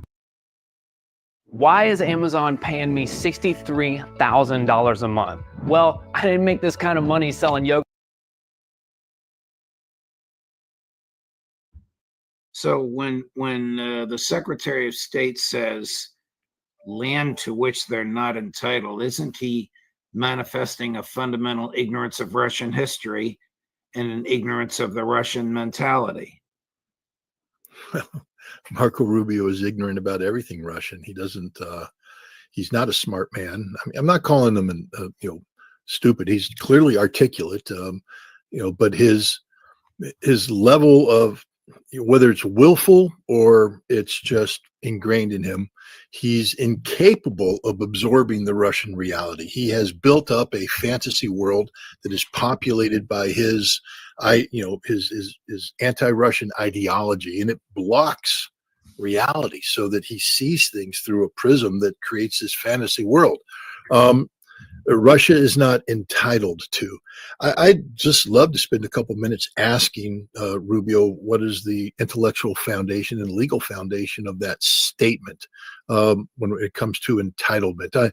I'll just confront him right off the bat with, why did the United States recognize Israel's right to the Golan Heights and say that Israel could annex it?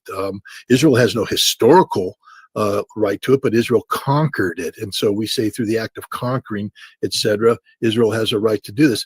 Russia has a historical link to every piece of territory that it's occupied and is insisting on. It has always been part of Russia. Moreover, Russia is in the process of defeating a hostile enemy and conquering this territory, which would give Russia the same rights to this territory that Israel has. But Rubio doesn't want to go down that path. The other thing I would remind Rubio is just today, the Russians broke through the Dnepropetrovsk border, and they're now operating inside the territory of Dnepropetrovsk, one of the additional 4 oblasts that Russia said will be conquered by Russia if Ukraine doesn't come to the table. Well, it's too late, Ukraine. You've just now lost Dnepropetrovsk. And if you keep waiting, you'll lose Kharkov, you'll lose Mykolaiv, and you're going to lose Odessa. This is irreversible. I mean, again, Marco Rubio doesn't know what he's talking about. Russia is on a roll here. Every day they're breaking through. The Ukrainian military is on the cusp of total collapse. And in some ways, the senator that was questioning Rubio is right. Putin has time, but he was always going to have time. I mean, I would just remind the senator, your sanctions haven't done a damn thing. In fact, when you first imposed your sanctions back in 2022, Russian economic growth was measured like 2.6%. Today, it's like 4.6, 4.8% and growing. Sanction them more. The Russians say, please sanction us, because every time you sanction us, our economy gets stronger. You know what India did today? They bought more oil, the most oil from Russia that they've ever bought, despite all the threats made by the United States. Why? Because we have no leverage here. I don't know what she thinks she's going to accomplish. Vladimir Putin said the Europeans are idiots for sanctioning us because the sanction package they put together will only hurt Europe. It will bounce off Russia like nothing. Russia is literally sanctions proofed. You can't do a damn thing to Russia. So what are they trying to do through sanctions? Putin isn't buying time. Putin owns the damn calendar. This war will operate on the pace set by the Russians. And right now, that pace is one that no one can match. We can't get enough weapons. Where are we going to get the ammunition? Rutte, the Secretary General of NATO, got up and said, hey, Russia today is producing 4 times as much ammunition as we are. Their industry's fully mobilized. We can't do anything. We got nothing. Rubio acknowledged, we got nothing. What weapons are you sending, Marco, little Marco? I mean, this is a joke. These are people fooling themselves into believing that they are somehow relevant. The only relevance that the United States has is that Russia would like to have better relations with the United States to avoid a new Cold War and the threat of nuclear war that comes with it. So they are working with this. They're very smart. Putin had a nice conversation with Donald Trump. They talked, in first name basis, and they had nice words. And I don't think they lied to each other. But again, Donald Trump's not man enough to deal with Vladimir Putin. I'm just telling you straight up, he won't meet Putin until the conditions are right, because if he goes in right now, he has no cards. He's going down with a man who has a royal flush already. And it'll be just like the last time he met Putin. If you remember, they were in, I believe, Helsinki, and they came out after their one-on-one meeting where Trump was all, I'm going to strong-arm Putin. And Trump was a beaten little child, and Putin came out like a cock on the walk. I mean, boom, boom, boom, boom. I'm in charge. I'm big. I'm strong. My head's up. My shoulders back. And Trump's all defeated. That's the reality when somebody who's not prepared for Vladimir Putin meets Vladimir Putin, because he's got his act together and he's backed by a country that has his act together, and he's supported by a foreign ministry that knows what the hell it's doing. Donald Trump has Marco Rubio, who doesn't know anything about Russia, and there's a whole host of other characters that don't have what it takes to tell the truth about Russia. Let me tell you just how believable you are with our audience. Chris has been running a poll throughout the show. The question is, does Trump really understand Russia? About 1,500 people have responded. 87% no, and 12% yes. I don't know where the 12% are thinking. It's obvious he doesn't understand Russia, and what you said is patently true. You know the Russians. I spent a few hours with Sergei Lavrov. This is a different level of intellect than and knowledge of the other side than what we have here. Well, let's start with basics. Who is the Secretary of State? Is it the guy they swore in, or is it the guy that's doing all the negotiating? Yeah, no, and Sergei Lavrov, is not only competent, but he's backed by one of the most competent teams imaginable. Everybody in the Russian foreign ministry is an honest to goodness expert who studies. It doesn't mean they're perfect. It doesn't mean they don't make mistakes, but collectively they are competent. The Russians have a term, it's adequate. When I first heard them use that, I'm like, that's not a very strong term. I mean, if someone said that I was adequate, I'm like, I don't want to be adequate. I want to be adequate. Wouldn't get you promoted in the Marine Corps, would it? No, but in Russia, adequate is like the ultimate compliment. You are adequate. That means you are competent, you do your job, everything is done properly. The Russians are adequate, and the Americans are the furthest thing from adequate, not in the right direction either. We're not competent. We don't understand Russia. This is what people need to understand. If you're going to deal with the Russians, you better understand them. You better know them. That way you can develop strategies that work. If you put all your effort into putting in, for instance, economic sanctions that then are your follow-on strategies are predicated on things the sanctions are supposed to accomplish, and they never will accomplish, which means you're now left stumbling around because nothing's happening the way you wanted it to happen.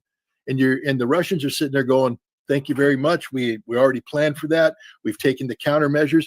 I've told your audience before, and I've talked to you about the OODA loop, John Boyd's classic decision-making cycle, the observe, orient, decide, act. If you get inside somebody's OODA loop, you're inside their decision-making cycle, and you're going to win every single time. Well, Russia is deep inside our decision-making cycle. They are acting, we are reacting, they are controlling the pace of operations, they're controlling every aspect of this. We're trying to play catch-up, and we are never going to be catching up. Today, we think we're doing something that will affect this, but that they're already 4 months ahead of us. Tomorrow we're going to try and do something, but now they've accelerated to 6 months. They are getting so far ahead of us, they're going to have us lapped 26 times by the time this conflict is over. Marco Rubio, I promise you this, on the day the Russians get the Ukrainians to sit down and sign the unconditional surrender that they will sign because the Russians have destroyed them, Marco Rubio will still be looking for Patriot missiles somewhere in the world to send the Ukrainians. Scott Ritter, there is nobody like you. Your intellect, your bravery, and your passion. Thank you so much, my dear friend. I wish I could. Kofi, follow me.